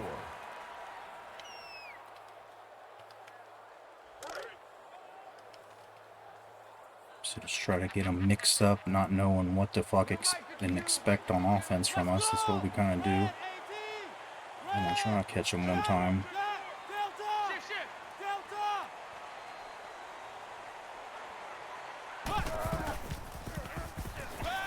Henry coming across on that seam. Just a little adjustment on that to take him towards the middle of the field. And they got lucky, really, with the behind 33's back there. He puts his hands out almost like he was sensing the ball coming, or if he saw our dude make a acknowledgement that the pass was, you know, somehow read it in his face, his eyes, or his hands. But that will count as luck. We'll count that one as luck.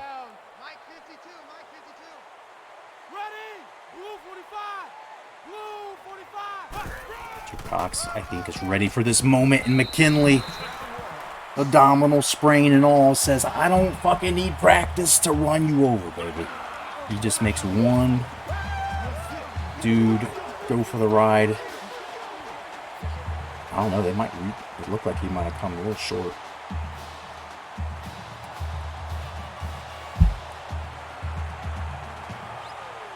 No review, no debate.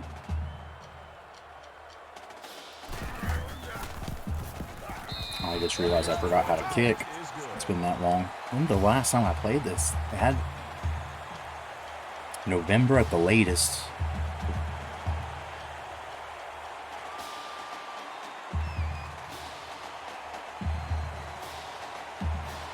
I don't know. I cannot remember. But I've played enough of this. No excuses. I mean, it takes you a minute to get figured out a little bit. I just, for whatever reason, forgot how to kick.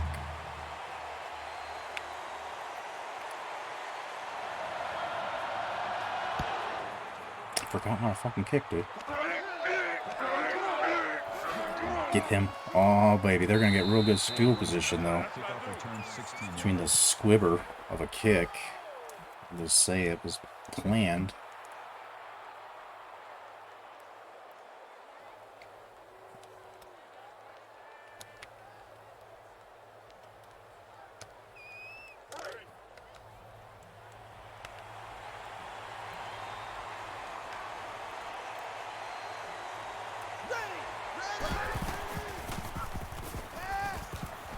Put the spy right there for that. Brian Brady. And they're going to start doing that more, you can tell. But I had the spy put, I mean, did as much as I could do except make the actual tackle myself, and I probably should have had to.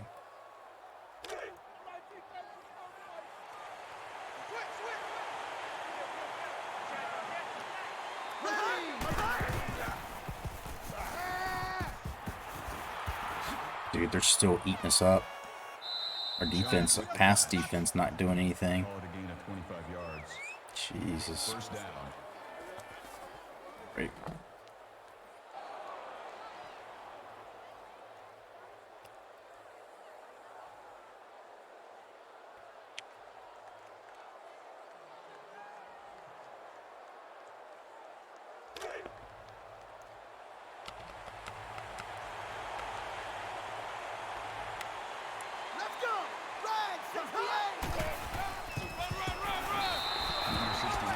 Bone.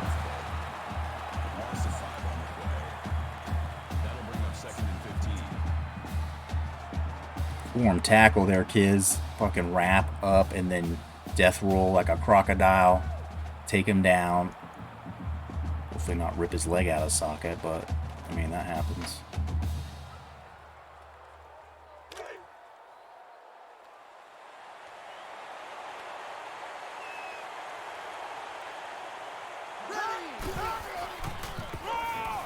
Oh, missed tackle and he's gone. Damn. Again, the coaching, we're putting him in the right spots. Dude bounced off him. Ah. Defensive end.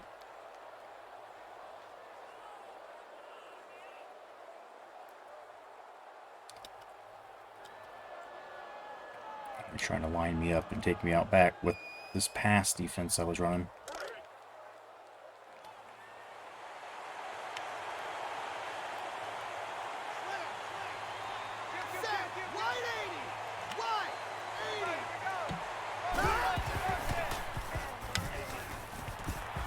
Missed tackles, come on.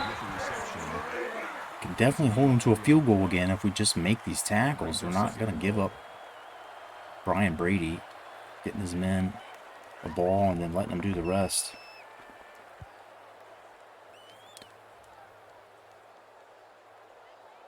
Defense a little sketchy right now for ULM.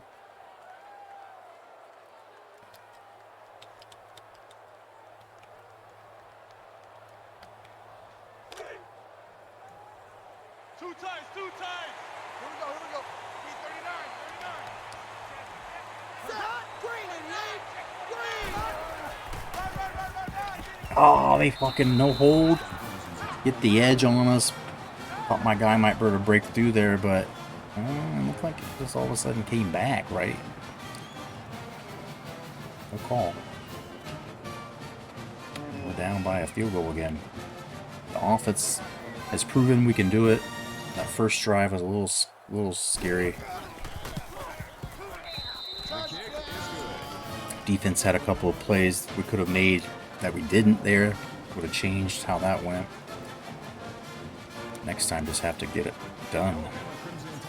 Hawaii wins again, and Boston College playing spoiler and some more. They won another tough conference game against Army and Baker, dude. Nowhere. Maybe should have just let that one go.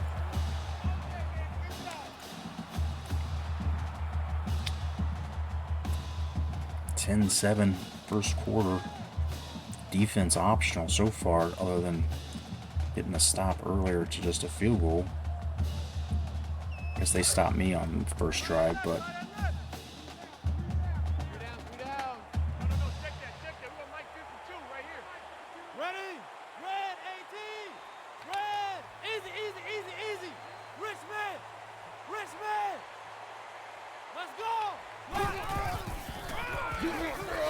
McKinley finds 7.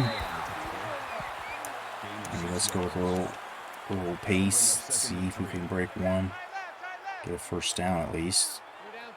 So we continue to make a little bit of a cushion between us and our own end zone.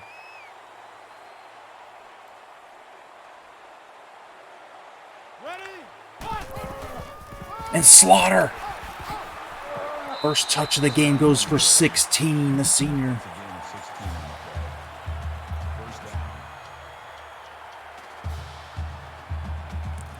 And that's when you fully see the evolution to the Coach Dickey offense, when you have a fullback who's making big impact plays and showing up in the columns for touchdowns.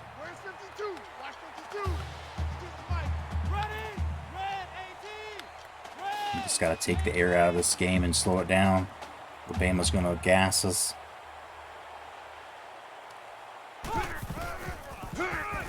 And look at that blocking from DeMarco getting out, but McKinley runs into the defender fighting through it. Nice first down run, and that's been the difference since that first drive, and what we've seen since is a little balance, but a little smarter running. Not just saying we're going to run no matter what. We'll run when they give it to us. We'll try to run it where they give it to us.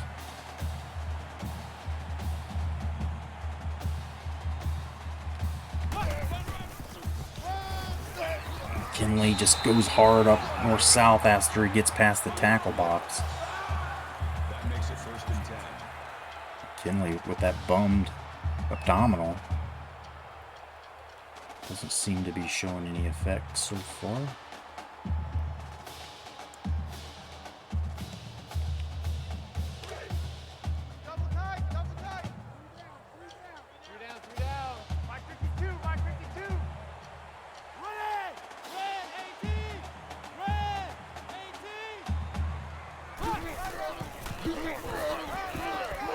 And Joseph gets around the edge. That's what we love about him, dude. He's the guy. Comes in fresh off the bench with all the speed. He's not the fastest, but compared to McKinley, there's an upgrade there, and McKinley can come back in with a little bit more air in his lungs after sitting. But Courtney says, "You're gonna take me out after a big run like that. I ain't tired, coach. Let me stay in here."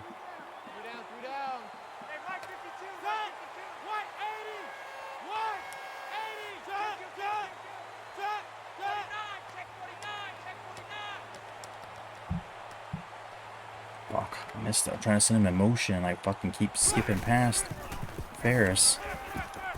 And Cox to Henry. Winging it left-handed there.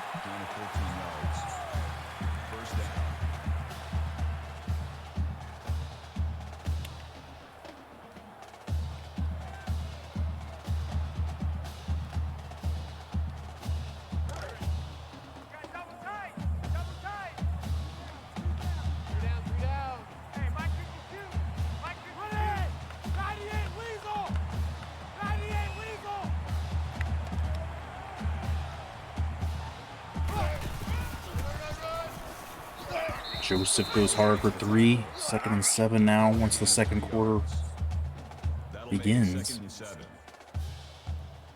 And so far it's looking like pretty equal footing. Bama's had the ball one less time, so we're technically behind. And we're losing by 3, of course. But we held them to a field goal, so if we can score again, we'll be in the lead, right? That's how math works, but we did get the ball at the first. So trying to offset for them getting that possession to start the second half. We're technically behind 2 possessions. Or we're, yeah, I know what I mean. I'm saying points per possession. Something. Oh, are you serious? God damn it. I did not realize, like, I thought I had to push a button, and then I obviously did. So my apologies for that. But I think it's time to supplement a little bit. We've just drug it out so long. We've been doing it for 2 hours, and we're not even through. We're through 1 quarter, so I do hope you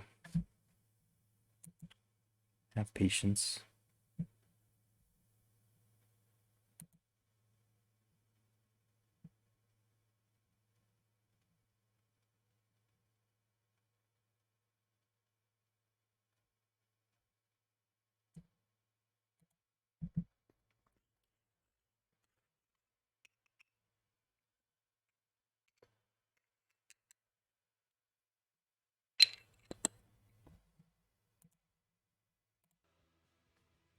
See, the difference between this and college hoops is that they still keep blaring the college like fight song music at the pause screens and shit.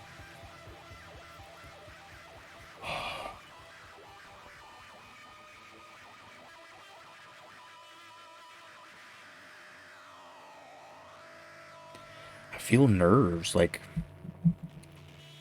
playing this game doesn't always do that, but I guess we're to that time in the season where I just, because of how much time it takes for me to get through each season, I'm like, I just want to, I need to get this natty. I need to. And not only do I need to get it, but then, like, this is year 15. There's going to be 45 more seasons. I want to win at least 20.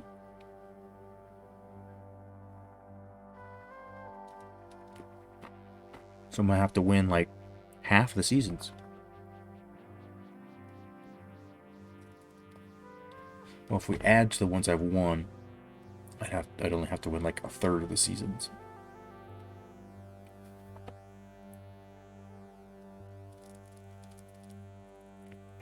Well, I want to do the jump it around thing and see what I can do, and see how many I can get with different schools.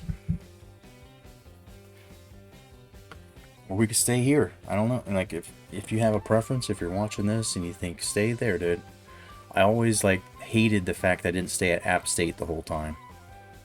And so the basketball save and playthrough that we're doing, I'm staying at Bethune the whole time, unless they fire me, which I don't think they can or will because of the setting, since I'm in an open legacy. But maybe it says I have 0 job security. Maybe they're going to fire me as soon as the second season starts off bad. But what I'm trying to say is, like, always inheriting another school's recruits is tricky, so I'd like to give myself at least 2, but I really like to win it the first year and just keep bouncing and try to win as many as I can.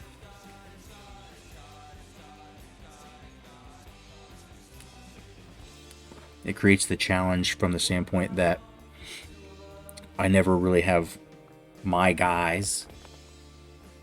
I'm always having to relearn the team that I have and who can do what and who's reliable on the fly in the season. Whereas I don't want to say there's throwaway seasons, but like this season, I wasn't expecting Joe Cox to be able to get us to a natty. But when we were at App State, when I finally got the king dude there at quarterback, I won it. I think with him as a freshman, I'm pretty sure. And his but I didn't think that Joe Cox was that guy. He was an athlete that we had to convert to QB. He almost became a safety, like our boy Jerron Ouellette. Jerron is a safety because the quarterback spot, Joe Cox is just a little bit better, so we wanted to get him on the field, and he's been great because he is still good at defensive awareness, like recognition, play recognition and stuff. So you'll often see him come in there. He's made plays. He's got himself on a damn t-shirt, the miracle interception. Like, I've never seen ever anybody playing this game, or myself, never seen somebody Willie Mays it over the shoulder and keep a foot in bounds. Like, watching it, it was like figure skating, like sticking the athletic and artistic and timing, and then the physical, ability to execute it and land it and keep balance. Like, it was just t-shirt worthy. However, like, I'm probably going to end up trying to redshirt him so he can get a chance to come back and play QB for a year.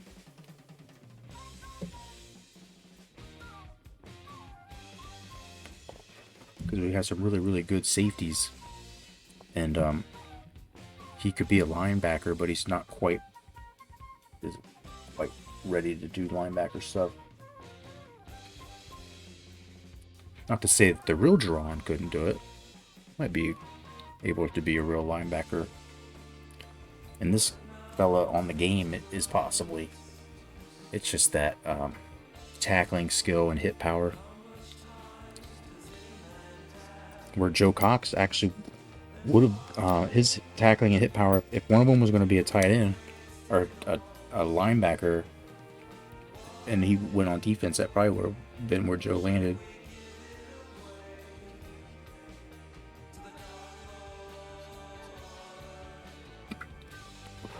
Having a hard time finishing this here for some reason.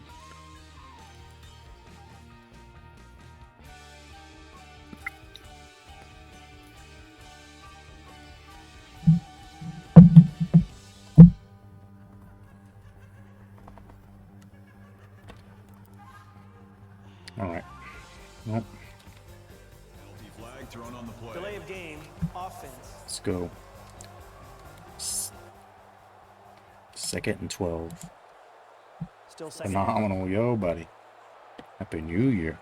I think I saw you last time. Pretty sure I saw you to tell you Happy New Year, but Happy New Year again. We are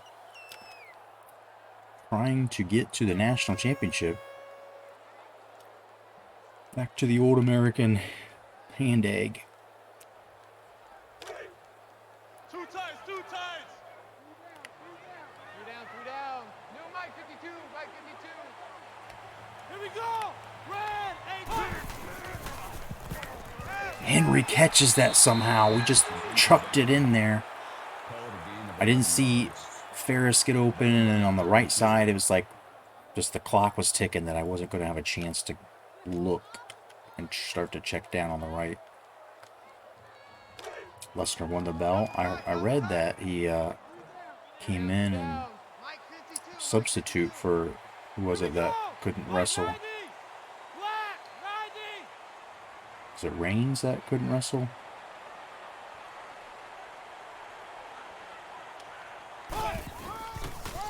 McKinley, 1 yard short. More confidence in his promos. He hated being a heel. I have not seen any of that. Babyface Lester sounds like something I probably want to at least see.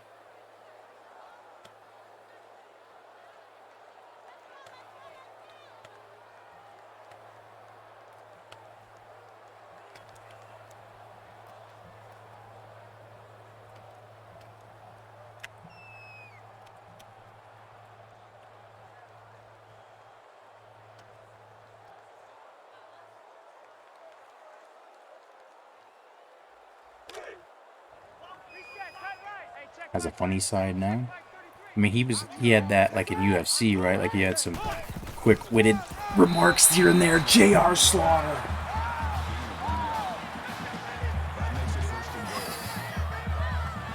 That's something we couldn't do when we first came to ULM, was line up against Alabama or any team like in the rankings and say, I'm gonna smash it.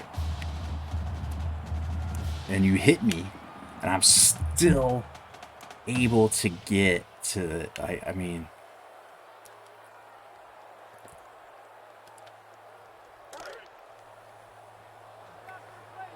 Let's go, defense.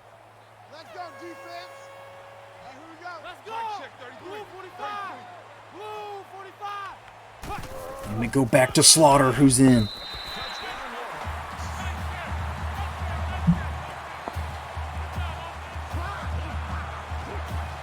If we can just get a stop or hold them to another field goal, I'll feel a lot better going in halftime, and maybe we'll have a chance to get one more rebuttal on offense. That would be perfect if we can get somehow that possession back, get back up ahead.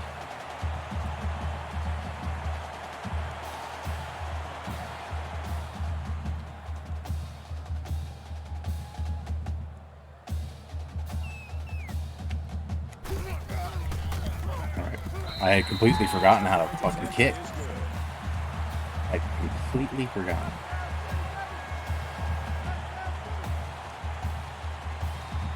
It's back deep to return.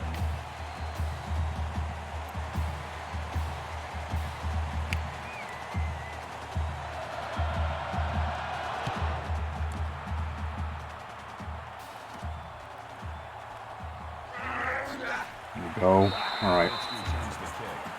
No big returns. That's something we struggle with no matter how long it's been since we played the game. And we're up by 4. ULM's offense found itself. The defense held them to a field goal when we gave it up earlier. And so hopefully we can get one more stop or pull them to a field goal. And then get the ball back with some time before this quarter and half ends. Watch your slant. Watch your slant. Watch your slant. Set. Green 90. Green cut. I tried to jump on that and I couldn't. The game had me boxed out. The wide receivers not letting me run through them. Like we're the #1 team in the country. We have a part of our bleachers like covered.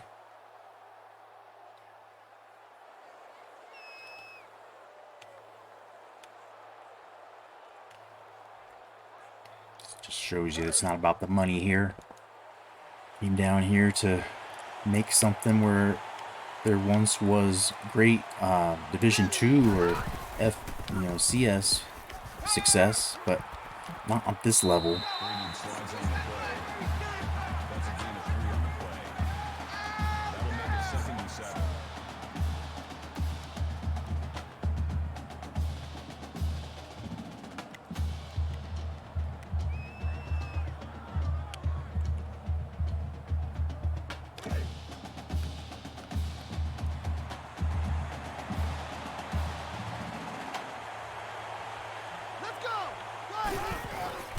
Screen.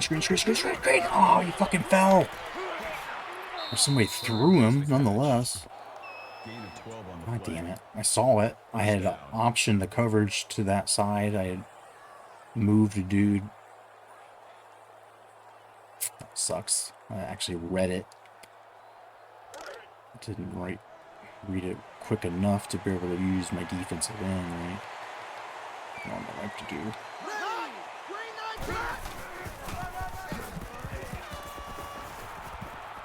6 yards from first. Too much. Gain of 6 on the play. That'll make it 2nd and 4.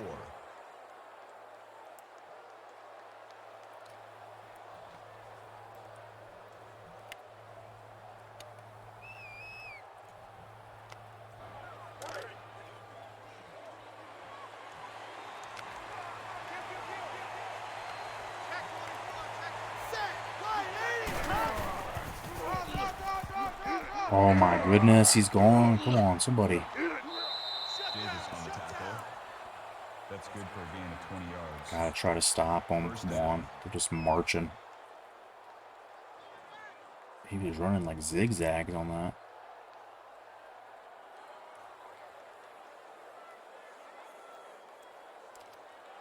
I gotta stop running that package, the cleaver package.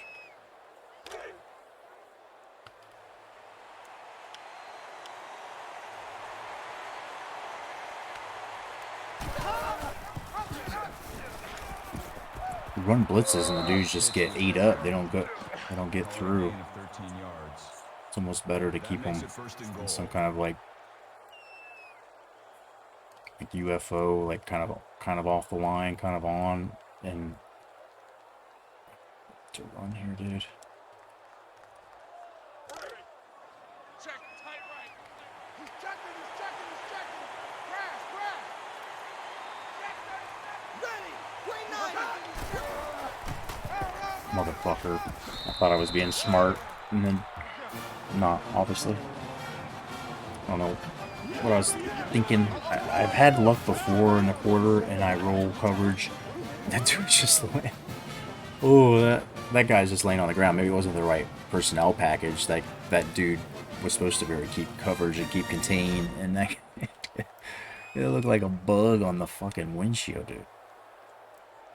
He looked like he was probably like unconscious.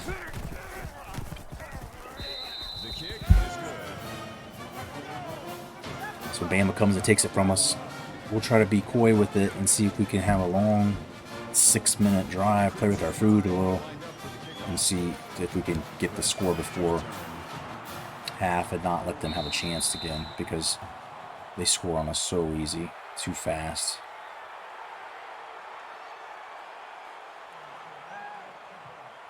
Pretty even in terms of the statistics there.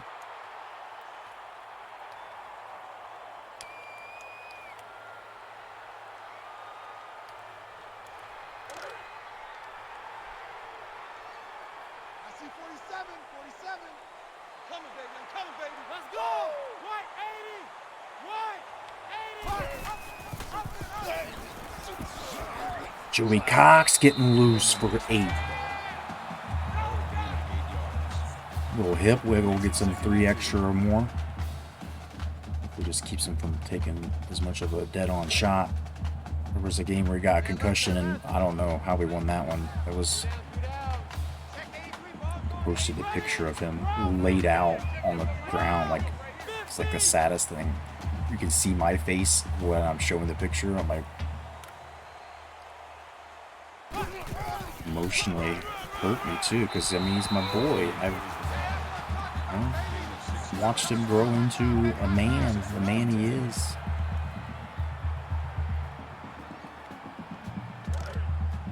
Tight right, tight right. Three down. Choosing Mike, watch Mike, watch Mike. Ready? Blue 80. Blue 80. Just too. Maybe mix it up a little more than that. We're just getting That makes it 2nd and 8. too predictable. I see a USF did lose to South Carolina, so not sure what the other side of the conference is going to look like. North Carolina, are they going to be in? Or no, we actually looked at it and said there's no way. They're guaranteed to be in, I'm pretty sure. Three down. Or, I don't know, I might be misremembering. My short-term memory is really bad.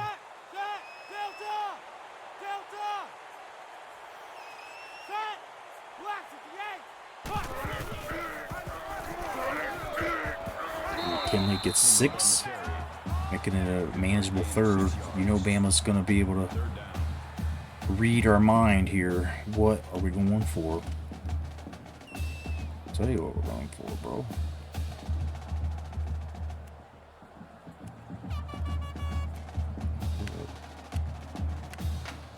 Where's it at?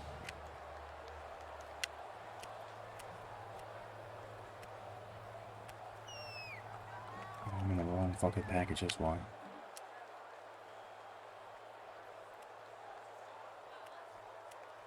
I'm trying to go 10. It's not. Fuck, shit. Double tight, guys, double tight. Three down. Watch 52. Good enough. McKinley just ran the ball a few times, so that's what I was getting stressed about. It's like I didn't want him to run again. And I used to have this package where we had the freshman fullback. It was like he came in. And I see the one where he comes in. Was it? I guess this is what we were doing. This is what we were doing.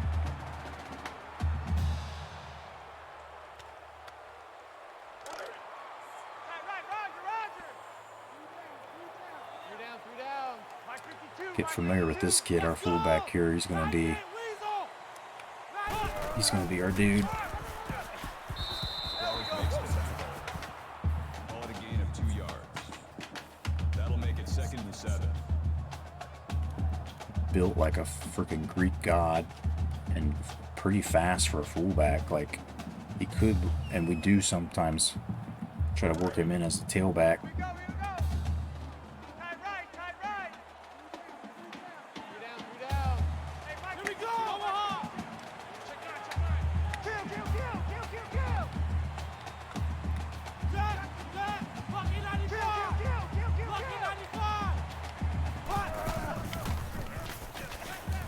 What happened to that? He didn't try to catch it at all. Looked like the dude almost intercepted it, but I don't know why my guy just... It's like, alright bro, it's yours. Give it a try.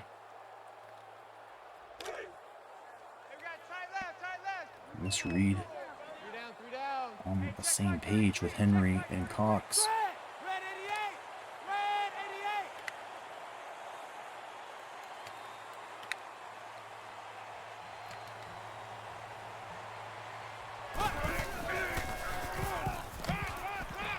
Oh, why did he throw that so bad? I came back and set my feet, but Rivero making up for those previous drops. That extra bit of yardage to secure the first. Let us sit on the clock for a little bit longer. In field goal range, possibly, right on the edge.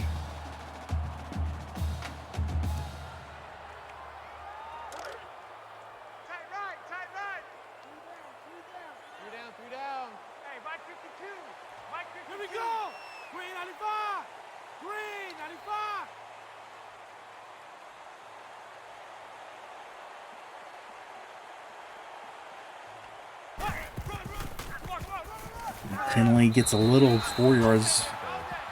Take that. Keep the offense on schedule here. If we can get another 4, just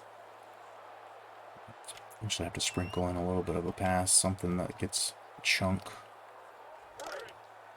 Roger. Mike check 33. 33. Go 5 wide. What are they doing?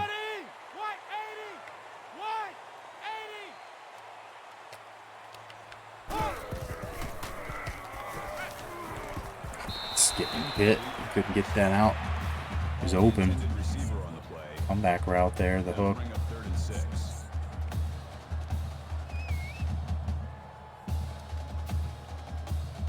Third and 6, and now have to throw it a little bit, but the clock stopped, so I'm a little worried. Here we go! Red 88! Red 88! Easy! Tiger!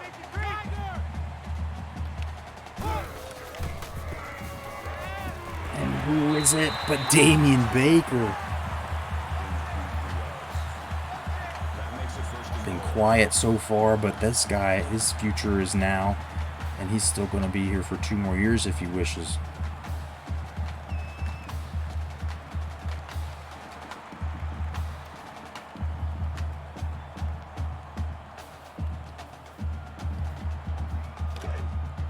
Let's go clock, just burn for me. 3 down. New Mike 52. Mike 52. Ready? Green 95. Cheers you. Green 95.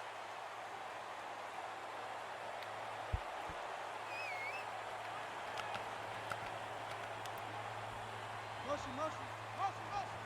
Take motion. Oh, don't score. Perfect. McKinley getting chunks here. The offense is able to move. Bama's got to be thinking about that at halftime. It's just can they do now that we've got it moving here? And we haven't really even beat them up too much with a QB and running some option. Which I think I might do right here.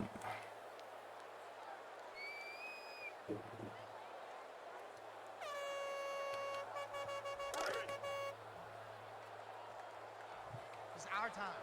It's our time. Mike, check 33. 33. Set. Round 50. And the whole side collapsed and the blocks seal it. McKinley. Bama better be ready for more of this. Another 24 minutes.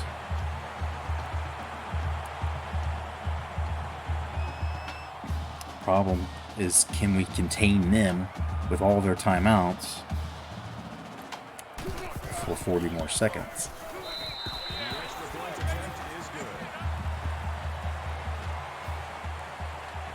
North Carolina ahead.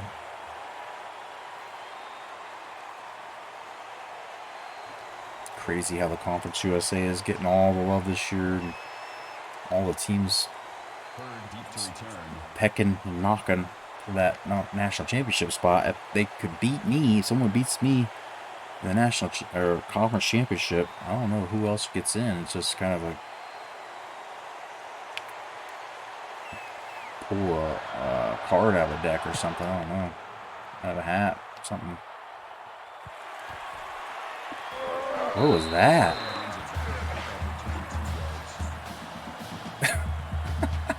Wait, the noise. The noise that it made. Oh, clip that shit, dude. Can we go look at? I don't. God damn it! You just clip. I pushed that button and I don't know what it clipped. I've done that before, and I have all these clips that I never wanted to have. Fuck. Can we see this? Can I please see this? Please.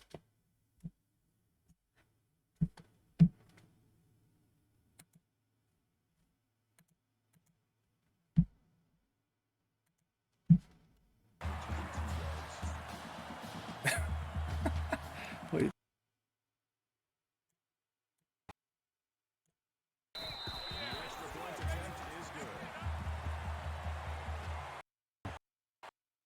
All the love this year. All the teams pecking and knocking for that championship spot. Beat me, if someone beats me in the national or conference championship, I don't know who else gets in. It's just kind of a pull a card out of the deck or something. I don't know. Out of a hat, something. What was that?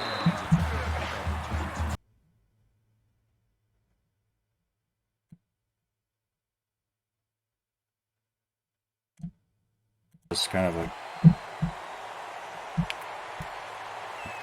pull a card out of the deck or something. I don't know. Out of a hat, something. What was that?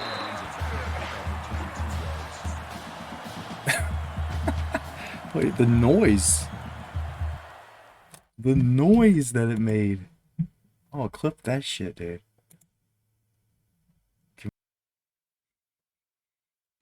I don't know what that noise was. Like, the guy ran through 3 of his people. He, like, ran through and then just groans. Ugh.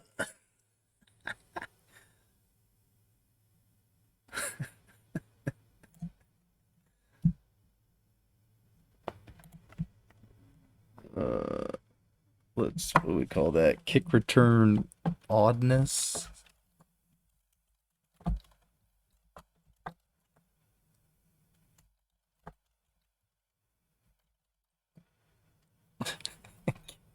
Fun groaning.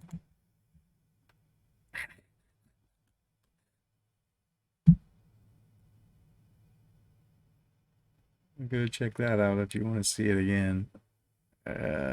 Share it with your friends. Stupid shit, man. You're just dead. He went through like bowling pins. There was like 3 of them laying down.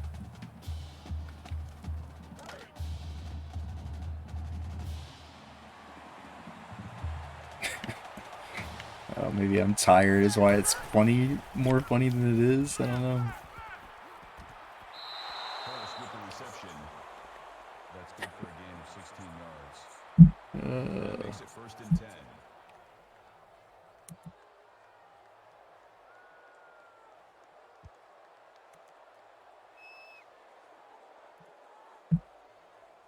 Alright, let's try not to let them score on us. Jesus. Jesus, take the wheel.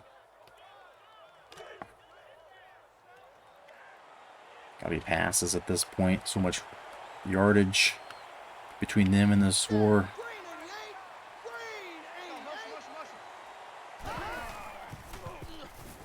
Oh, motherfucker. Oh, we got him. T-Bone had to stick with it. He's slippery, but they're going to let the clock run, I think, and that'll end the first half.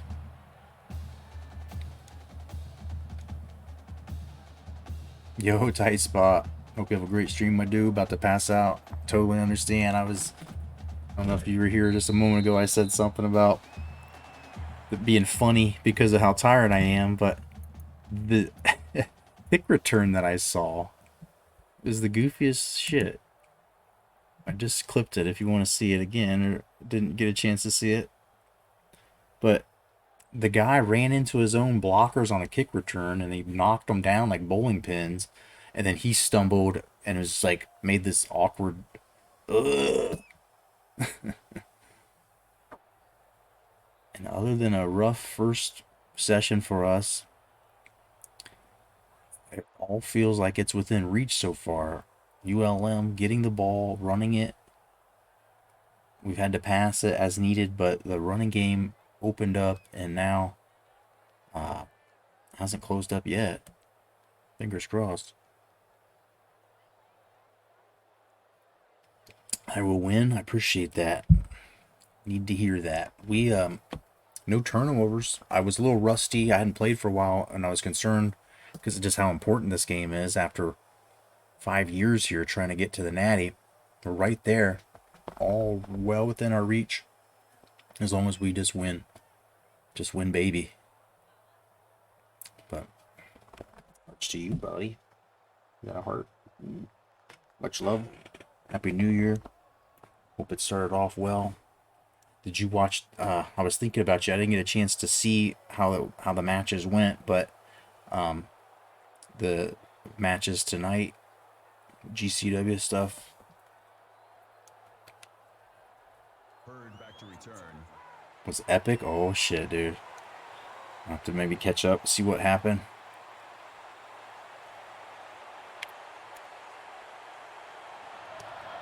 Now you got me intrigued. And GCW shows rarely disappoint. I've watched 1 or 2 where, I don't know, kind of at the end of it, I was like, were some of them all the way, like, into it tonight? Maybe not as much, like, one of their best matches, but most of the time it's always something pretty good. Probably watch more GCW, and I used to watch a lot of MLW, but I haven't. I mean, so probably watch more GCW than anything when I do watch wrestling.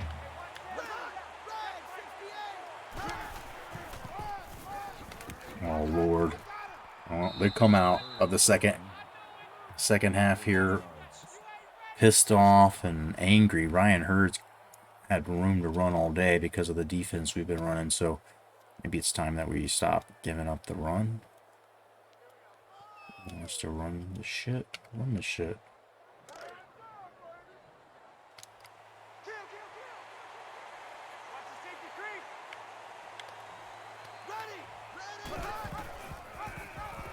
Wow, it's still. Come on, dude. I'm not gonna tell you. You saw my Twitter. I haven't been on Twitter in the last little bit. I'm not sure, so I'll go peek it out though. Definitely check it out. What was I doing? I was watching watching Baylor Ole Miss, I think, like until midnight.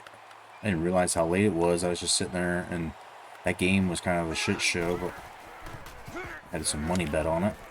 Oh, damn, he fucked that out!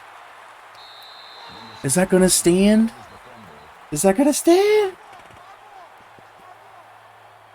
Is that gonna stand? Yes, it will, I think!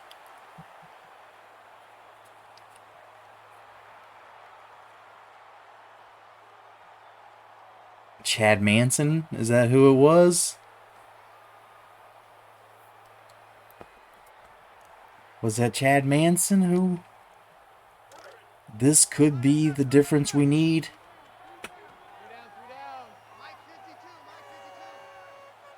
We score here and then we can just trade points the rest of the way. If we have to. McKinley finds a nice lane. The offensive line puts us over 2,000 for the season. That makes it 2nd and 2. And that's just a collaborative effort. McKinley didn't do all 2,000.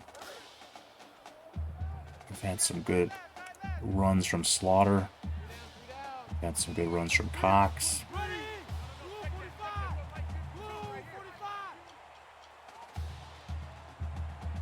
And we're just going into like deflate mode.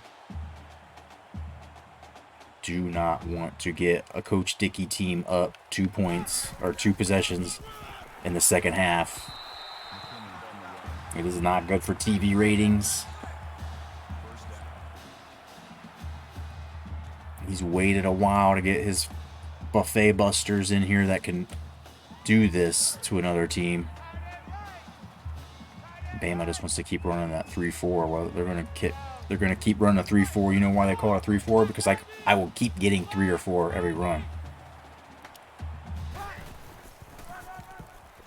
Or more. McKinley for 10. That's a gain of 10 on the play. That'll make it 2nd in inches.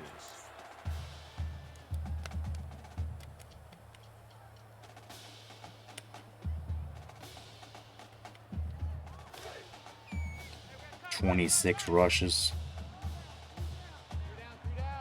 Where's 52? Ready! Round 50! Round 50!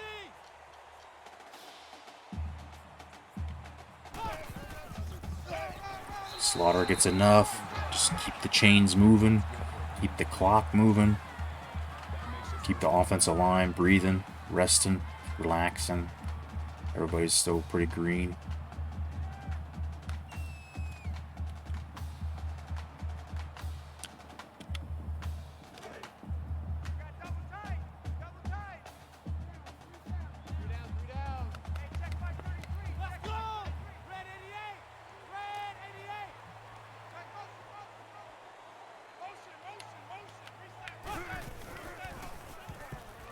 McKinley with a nice run. Not much there, and he makes a quick little change of speed to get 5. Brings up 2nd and 5.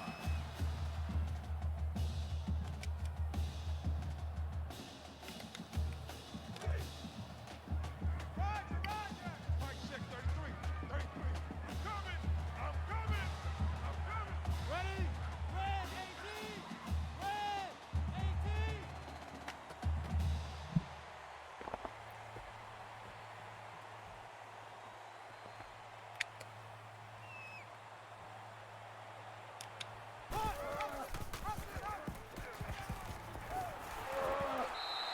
Another nice run from Cox on the keeper. That makes it 1st and goal. He's only done it twice today, but they've both been for 8. He's been able to minimize the hit at the end.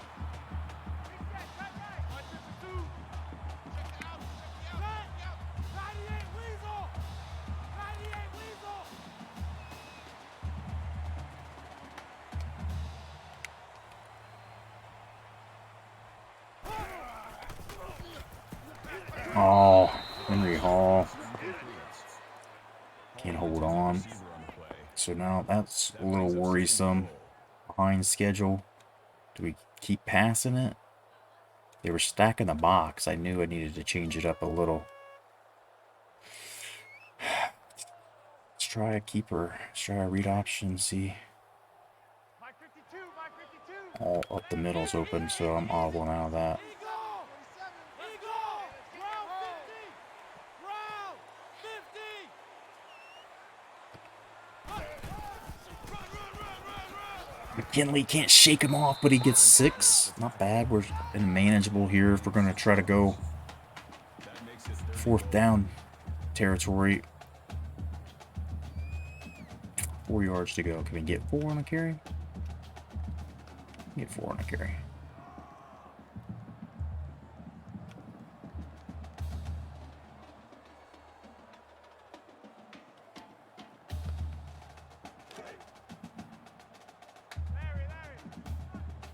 Man to man, they only put 3 right there in the, you know, what do you want to call that? The wedge in the center. We're looking to go outside. Off tackle, baby. McKinley. Hello?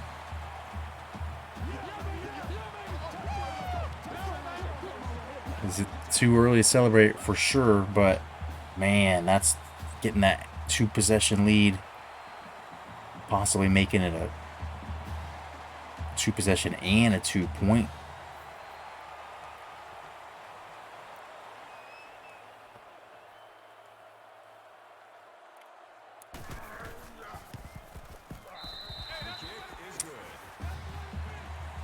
Didn't think it would be like this, but you know, we've got this team that's built with a bunch of dudes, a bunch of mashers. Like, we finally got every position on the line, somebody who's a 90+ run block. We finally did it. And next year's going to be even better, dude. We might, the guy that's going to be at guard might be equal to what we have now, but he'll be a sophomore or a freshman. And I, you know, it's too early to count our chickens, but it's like those teams like North Carolina, you saw the 55-58. We were able to score on them. If we play South Florida, their defense is trash. It's all offense. It's all Joe Dixon. And so I don't know if this is, you know, a sign that we're going to just run our way to the championship here. Alabama just probably better defense than what we're going to see.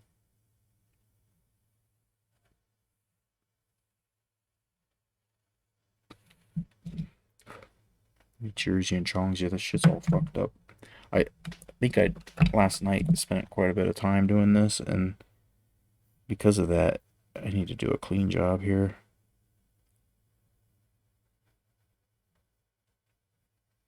I'm not going to do that right now.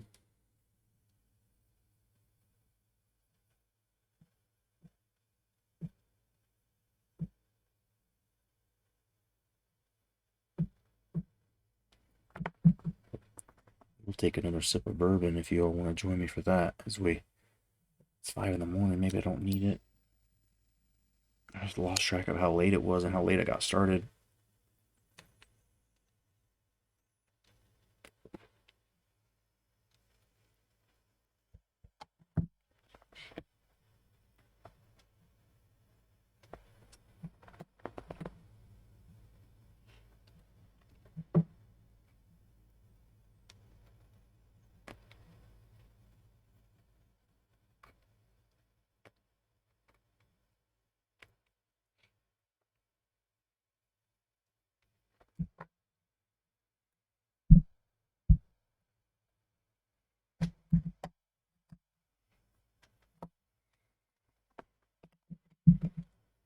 All right.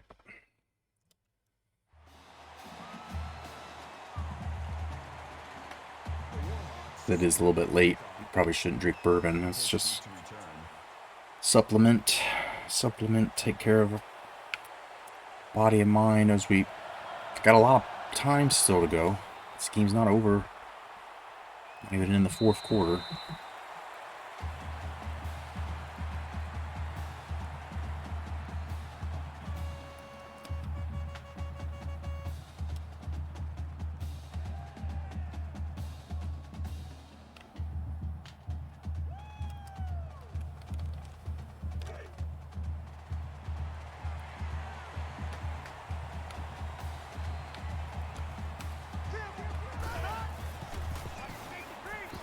Oh, it's a pick! Are you serious? Throws it right to him. 29 looks over his shoulder and whoop, whoop. That's a huge turn of events. Another turnover. Bama putting themselves in a hole. Two times. Two down. Hey, Mike 52. Go. 2 more steps. Check. Go. Check. 2 and 8. Oh, we gave it right back.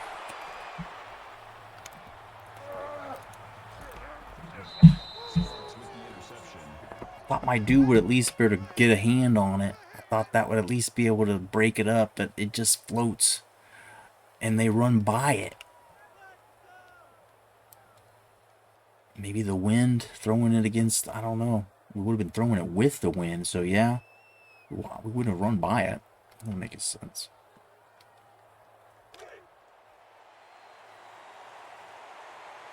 Nonetheless, we basically just got right back to square one where we were, and we were happy with that. But the running game for them continues to break big runs. Ryan Hurd had that fumble. Could be the big changing, the big turning point. But trying to make up and atone for it.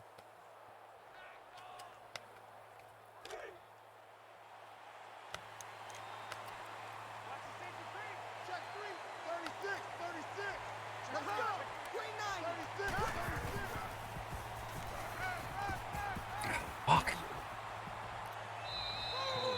Nobody keep contained, and Brady gets a big run. Showing his mobility here.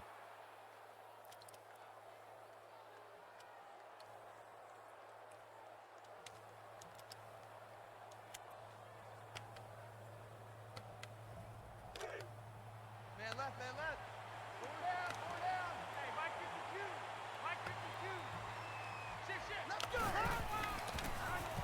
Damn it. I knew they were going to run on me when I had my safeties so high. Like, it's just stupid. First down.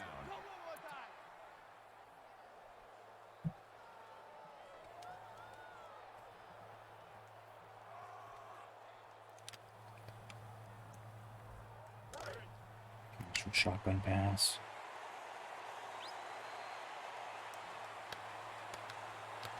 Here we go. And the defensive end collapses and gets the sack. Matt Jones, the sophomore.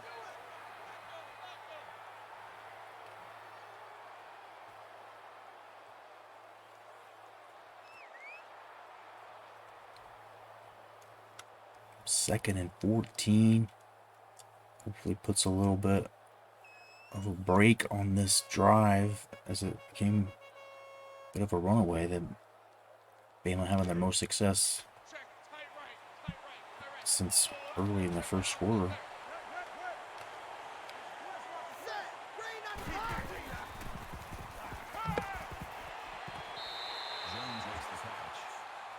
If he caught that in bounds or not, but 3 yards. 3 yards.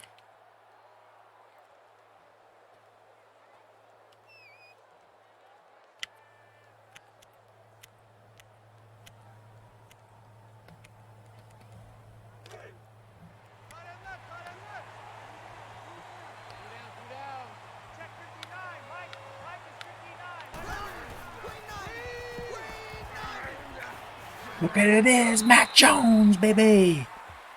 Loss of 2 on the play. That'll bring up 4th and 13. From the other side.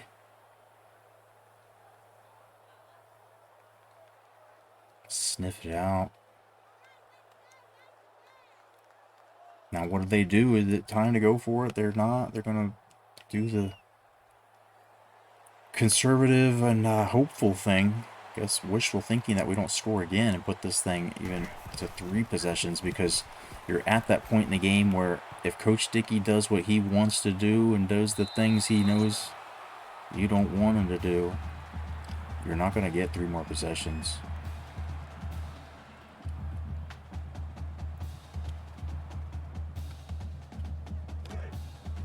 They know that. They know we're going to try to do the clock, you know. They know that. I'm loading the box up here.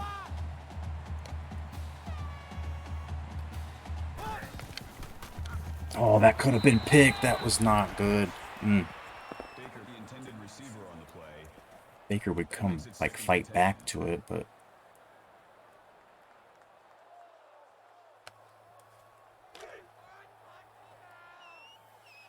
Watch the curl, watch the curl, watch the curl. New Mike 52, Mike 52. Here we go. Black 58. Black 58. Shot, shot, shot. Shot, shot. Check 25, check 25. Easy, easy, easy, easy. Omaha. Check 26, check 26. Omaha. Henry can't hold on. Are you serious? Henry was the intended receiver on the play.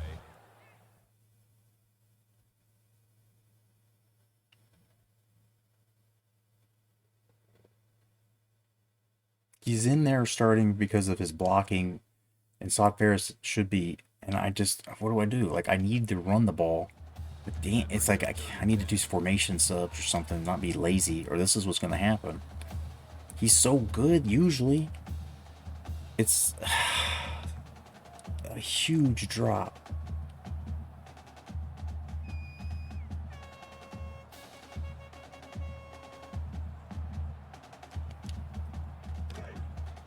Double tight, double tight.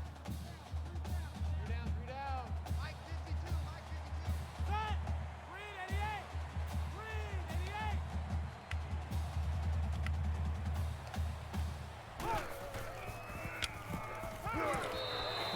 He trapped it again! Henry was the intended receiver on the play. 4th down.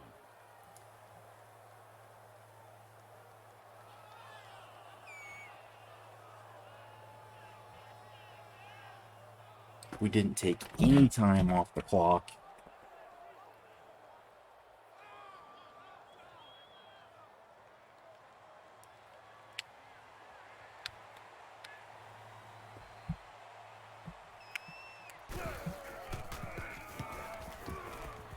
And that's a pretty nice kick. All stay in bounds. Shit. A little more angle on that. We might have had a beauty. I usually try to, but I was thinking it would kick right to him. I didn't think it would kick right to him, right? Or wait, I don't know. I was not expecting it to go that deep. That was it. Wind assisted.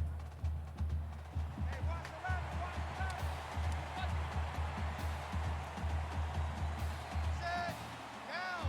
Check, check. Right, right. 3 yards though. We're slowing him down a little bit. Slowing him down maybe enough. He's averaging 9.4 carry.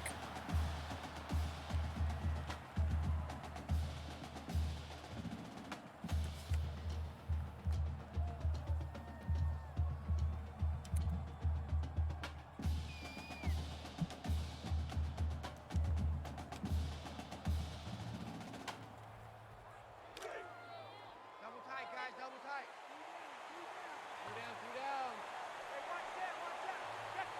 Green 90. There's a flag on the field. 90. Ball start. Nice. All right. Come on. If we can get another stop, I mean, what are the chances that we stall out on offense again? Nebraska did get a beating from Nebraska, so that's out of the equation now. Don't need to worry about them trying to sneak in. The 1 loss. Oregon State gets 11 points.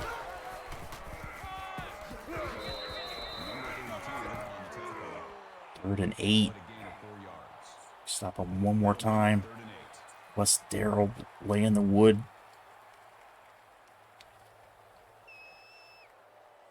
Third and 8. Third and 8.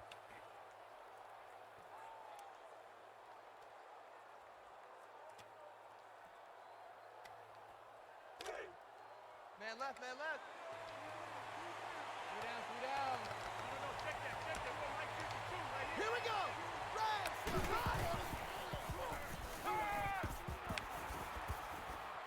Oh, we had it red, and he still slips through 2, and the safety doesn't. Torres on the tackle at the 32-yard Some line. shit.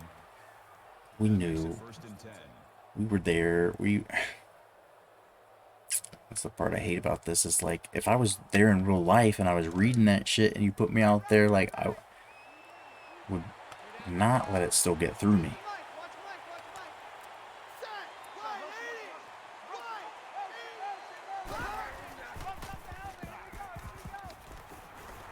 Manson stops him for 3. The tackle. Gain of 3 yards. That'll make it 2nd and 7.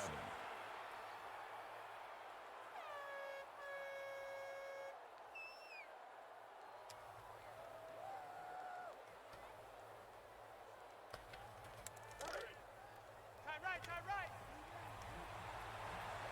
Check 26.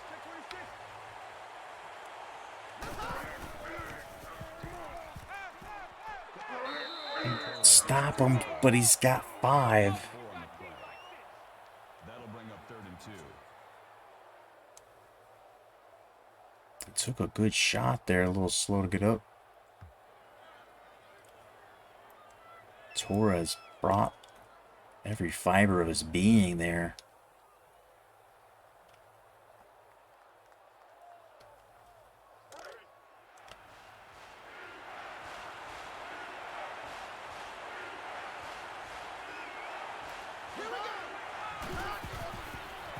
And Manson and company. 5 tackles, and that's a 1 for loss. That makes it 4th and 4. The secondary smelling it, sniffing it out too, not having that. That's a huge stop, and this 3rd quarter should come to an end with us having the ball. Hopefully on a drive. First down. What was that? He was like making a decision whether he wanted it. He should have caught it and taken it for 5 or 6. That was just game. What is the game trying to do to me? I know what it was trying to do right there. And just give the other team the ball somehow.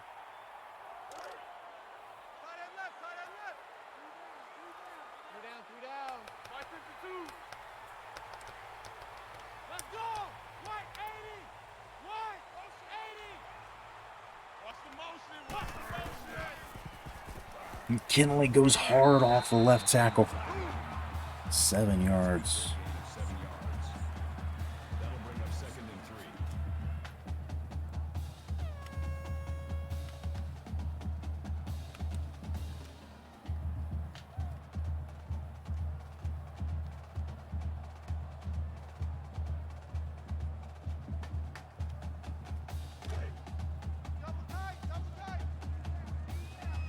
Last play of the 3rd quarter. Mike 52. Set. Blue 45. Blue 45.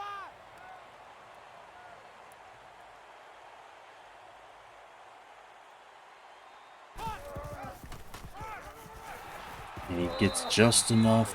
Sticks. Move again. McKinley with a $117. 3 touchdowns today.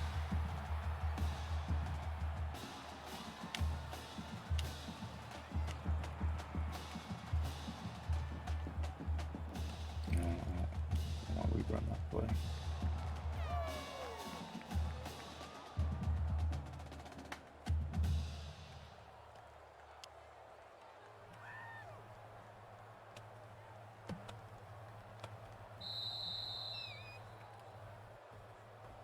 All right, 4s, baby.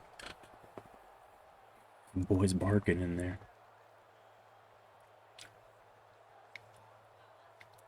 Let's do it, man. 4th quarter. 4th quarter. And we're driving.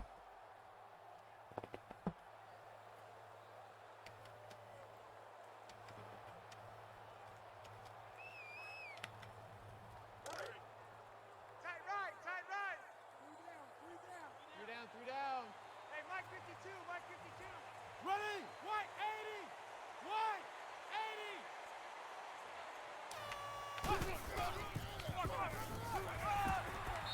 8 for the fullback, Ben Moore.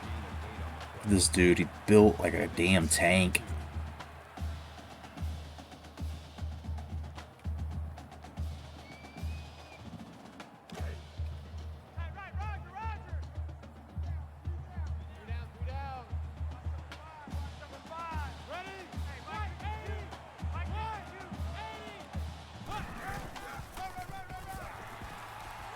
And another big run. J.R. Slaughter's had a couple of nice ones. 29 yards.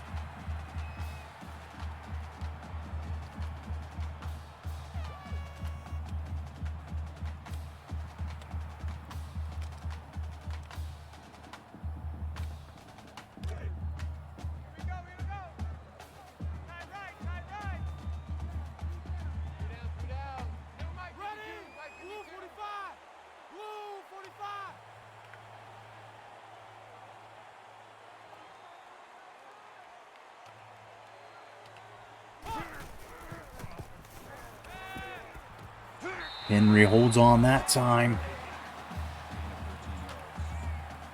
That makes it 1st and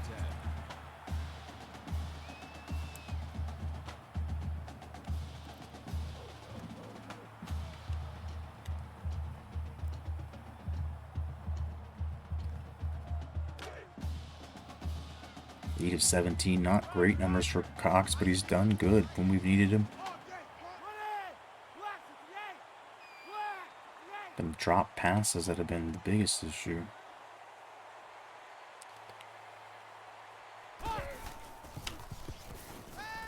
And Ferris comes in for a grab. Saad getting a big first down. And that's that time of the game when 2 tight ends. Every play went on.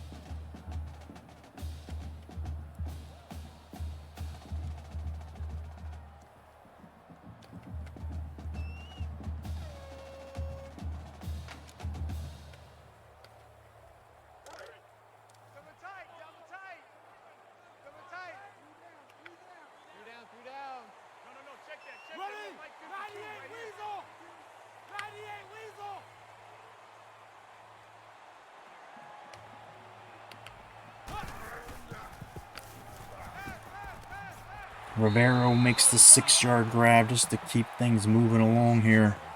3rd catch of the game. He's struggled a bit as well with drops.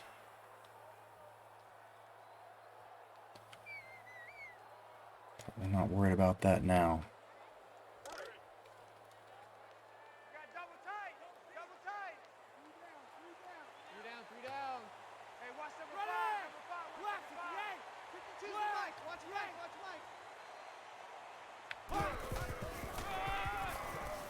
Courtney Joseph, 5 and another first.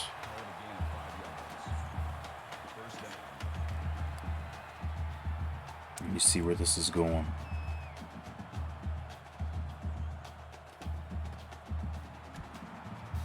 Not much of a plot line to it. Everybody's checked out.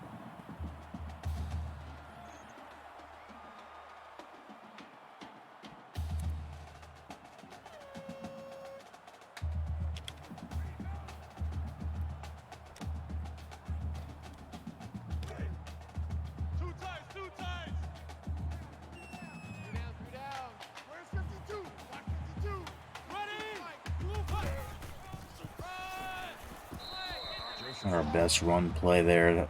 Don't like running to the weak side. Not without something better than that. A tight end or something split out instead of what we had.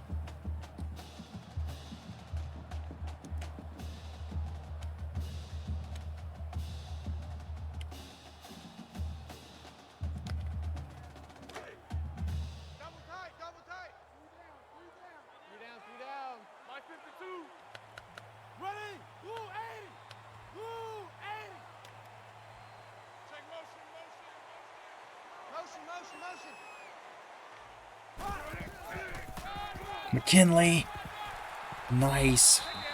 Just a big lane and nothing but green ahead. He gets down to the 5. Every touchdown we've had has been a rushing touchdown. Will that continue? Should we continue?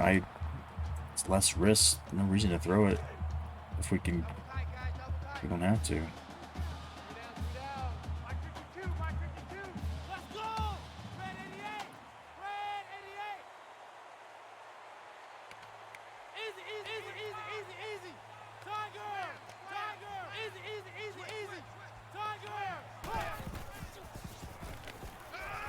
Oh, you son of a bitch, Anderson.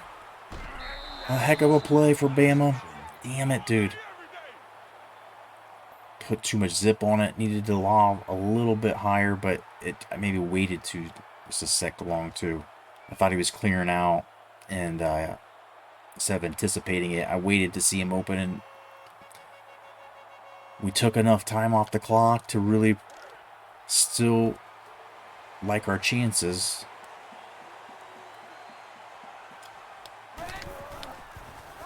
And what are they going to do? Run the ball and keep the clock moving? Except when they're getting first downs on the run. Damn. Just continues to get big, nasty yards from us.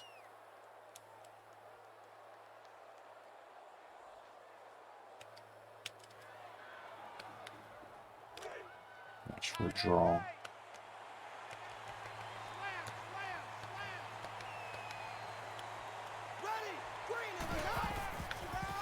Oh, I got to that side and then I still got blocked. Dude, they tell me the play and he gets 21. Are you serious? Brian Hurd, this guy. I don't know if we ever had a chance with him in recruiting or not. I remember seeing him, that name really come through, but I feel like I would have remembered him. This dude's a beast.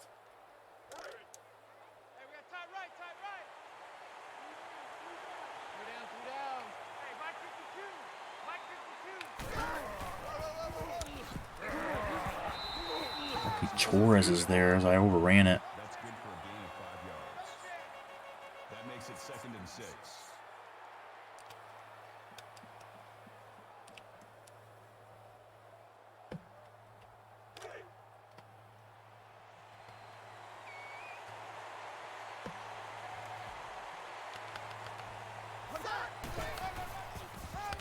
Oh, again, we ran by it.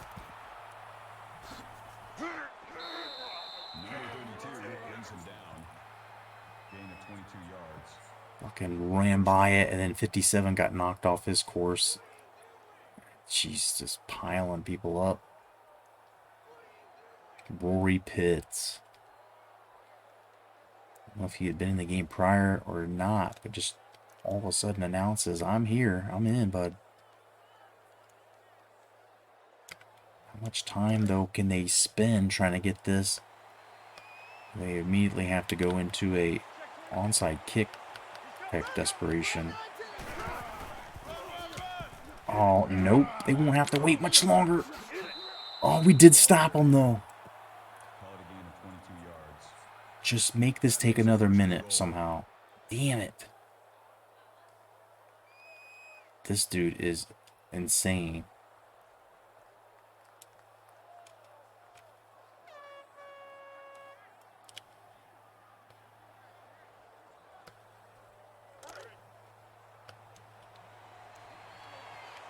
Let's go, come on. Let's go, come on. Ah, shit. No stop, no chance. And now that gets real interesting. There's still 4.5. I have to come out on offense and get some plays. I don't think they're going to go into onside mode. Touchdown in the end zone they took away, and here we go, they're going for it now. They have to, unless they want to get another touchdown somehow.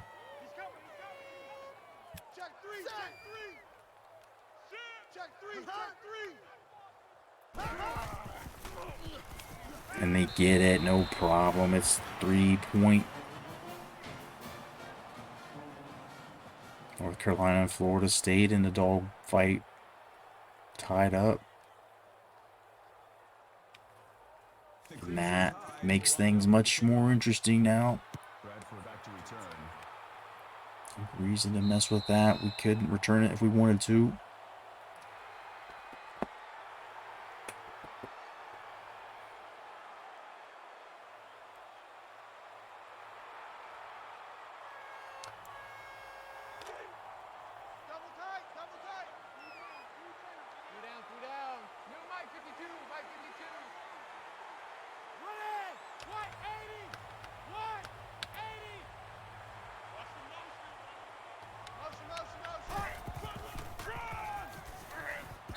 Just 2.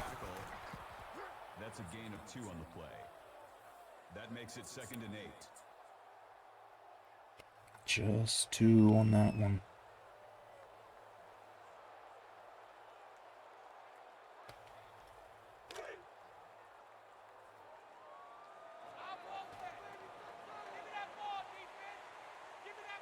Ready? White 80. White. Mike 52. Mike 52.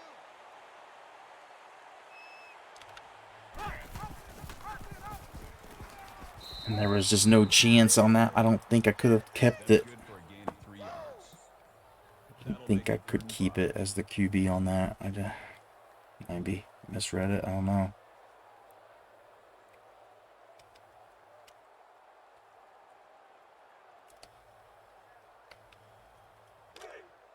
Double tight, double tight. Double tight. 3 down, 3 down. No, check that, Mike 52 Red right here. 18. Red 18.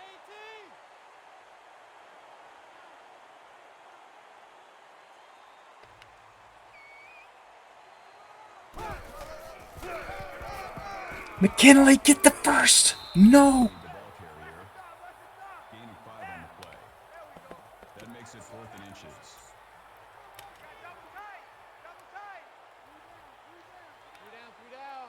52's the Mike. Watch Mike, watch Mike.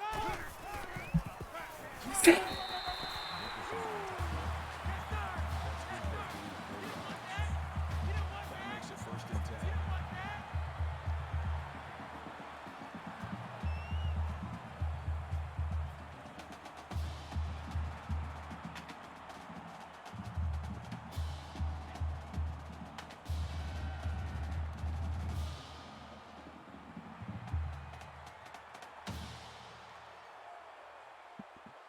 Face at your shit.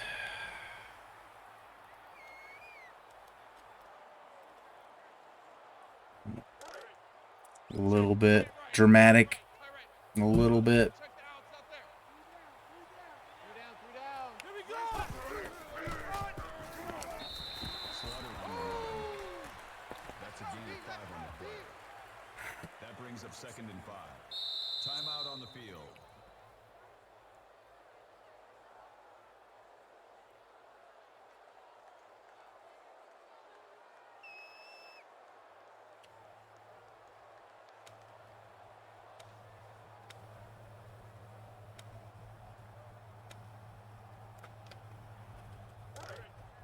Tight right, tight right. 3 down, 3 down.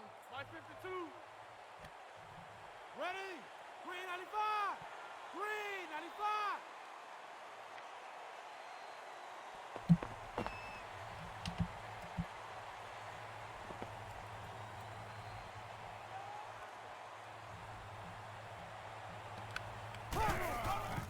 Nobody knew that was coming. Timeout on the field. No dice.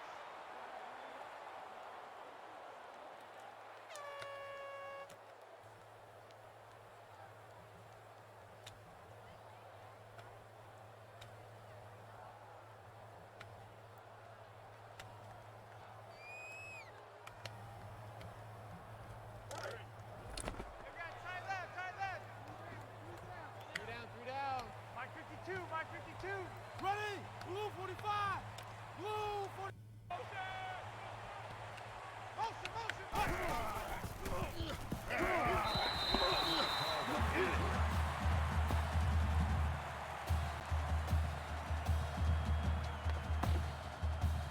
It, baby.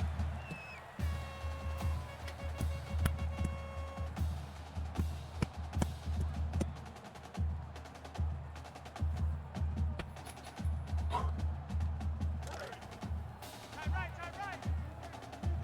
3 down, 3 down. Hey, Mike 52, Mike 52. Ready? Green 88. Green 88.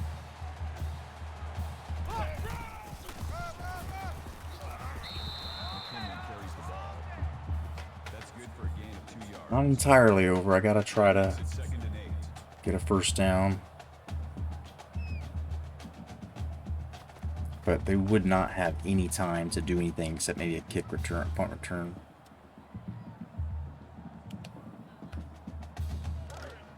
if I do this right. Two times. Three down. Hey, Mike 52. Mike 52. Here we go. Blue 80. Blue 80.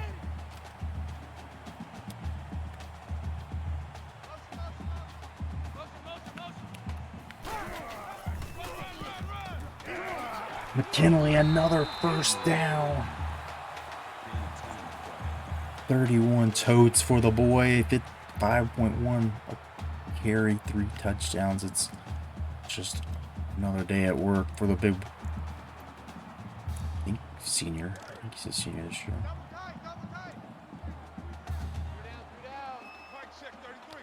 33. Ready. Red 88. Red 88. Watch the motion. Motion. Pump.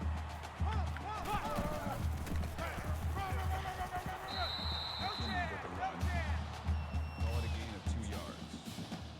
That makes it 2nd and 8.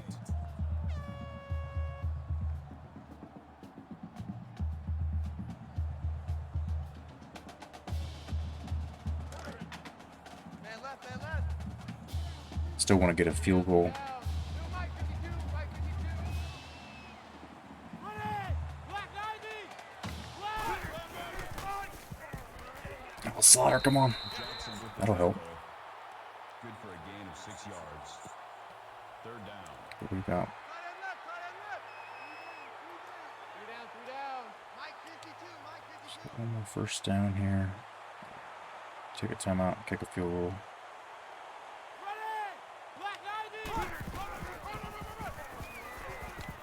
What is he doing? Across the tackle. Gain of 2 yards. 1st down.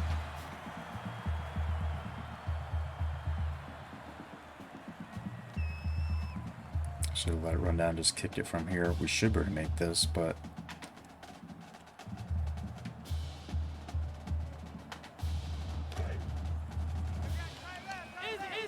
Easy. Over. Ready. Round 50.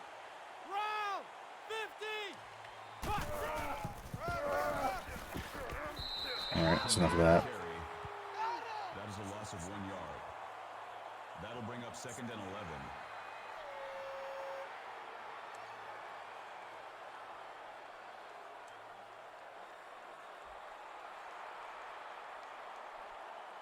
Timeout. We've got a kicker who's, for the first time, on the verge of possibly winning an award for us.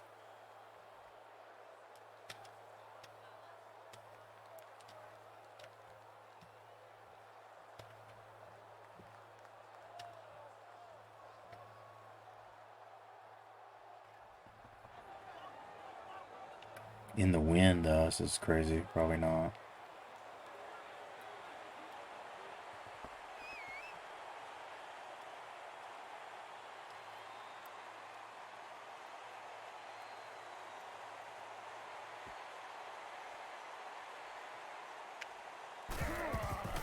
Now, in real life, if that shit got blocked, I missed it anyway.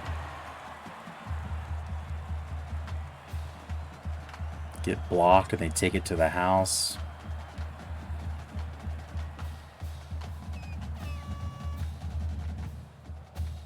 We did it though. You saw it. It was a little dicey at the end. I think the game was giving me a little bit of a warning to come next week with the next game on here, conference championship, with 25.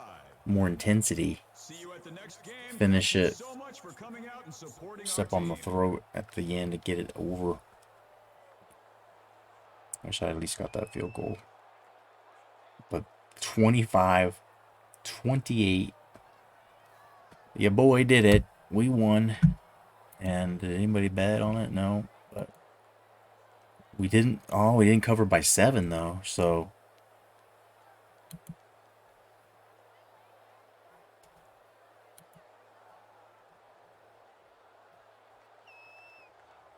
we didn't win by 7.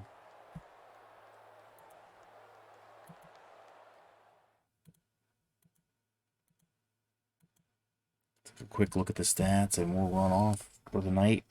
And I apologize I didn't get started earlier. and so I knew I wasn't going to get to the Natty possibly.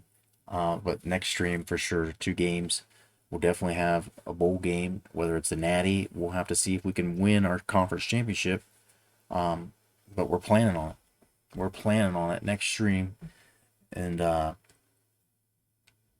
might be tomorrow, depending on how much I gotta do some work. If I get it done, I'll jump on as soon as I do. Otherwise, it might be Monday night. Might take tomorrow off just to work and get a normal night's sleep. Let's take a look at these stats just before we go. Not Joe Cox's best night. His interceptions were costly, but he moved the ball and made some really nice throws at times. Wouldn't have won without him. And McKinley, 160 on a day when he was not 100%. Slaughter contributed with some nice runs. He got 42 yards and a touchdown. Joseph had a couple of good ones, that 25-yarder. Our freshman backup fullback Ben Moore came in. This guy's just a big, beefy boy, 251, built like a shit brick house. Then Joe Cox had a couple keepers for 16 of his own yards. 2 drops. The 2 things I'll remember from Henry and Rivero, both of them having 2. Hall ended up doing us dirty and dropping 1 as well. But we still got the win. No sacks given up according to the statistics here. Some pancakes dished out. Manson, Torres, Nolan leading tackles. All with 5. 1 tackle for loss for Manson. We got T-Bone with the tackle for loss. So we got a couple sacks, I'm pretty sure. Kyle McConnell, the senior. Matt Jones, our sophomore stud, All-American. Pick by Kenneth Reed, the sophomore. I'm going to close my face off. I love you so much. Thanks so much. I'm not done yet. We're going to keep looking through the stats, but I'm hiding the face. We are pretty much wrapping it up. If there's anybody actually in here still, I'm just going to go ahead and run ads and then call it a night. Let's just see. Kenneth Reed. Anybody else do anything? Deflections. Right. Now you can see their overall ratings and see what we're dealing with. Like Walker and Walker both will be back next year as juniors this year. I mean, I guess they could leave early, but I don't see why they would. Henry Hall will be back. Kenneth Reed's going to have at least 2 more years. If we redshirt him, he might end up being like a 90 or 95 one year. Kyle McConnell, it is the end of his road, 82 for this big D tackle. Torres, just a true freshman, came in. We needed some help in the secondary, and he immediately was able to help. T-Bone playing in his last home game. He had a fumble recovery. LaShawn Nolan's got 2 good years of him still ahead of him still. May end up going to the NFL and only playing next year, but I think he'll be back. I'm pretty sure he will be back. I think he has to be back. This is the last home game for Questero as he rides off into the sunset, possibly as an NFL player. Sort this by who calls that fumble.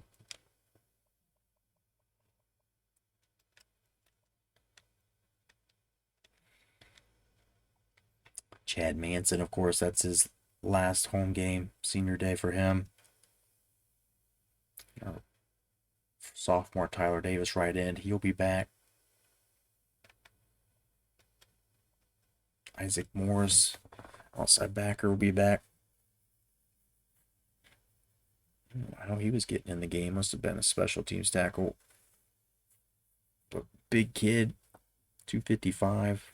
Getting some time. He's surprisingly fast for the size he has.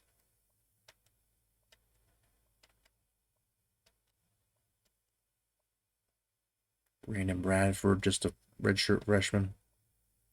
There's Joey Base, who's played his heart out as a senior, called into action after 4 years with the program prior. Now his 5th year, getting quite the hero send-off, mashing, just absolute mashing this year. Matt Jones got a bright future ahead of him. Future's already now. Walker be back. Wait. I didn't check the punt. I didn't check that punt. We had some pretty good punts. The one that went into the end zone could have been even great. I mean, just amazing. Like, his average is 65.5. Holy shit. That was an 80-yarder. And it was touchback. If it was just a little bit angled, our net would have been like in the 60s or something.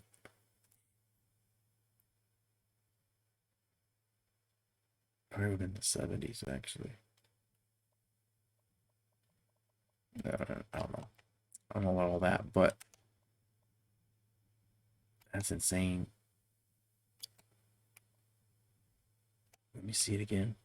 Let me see the kicking.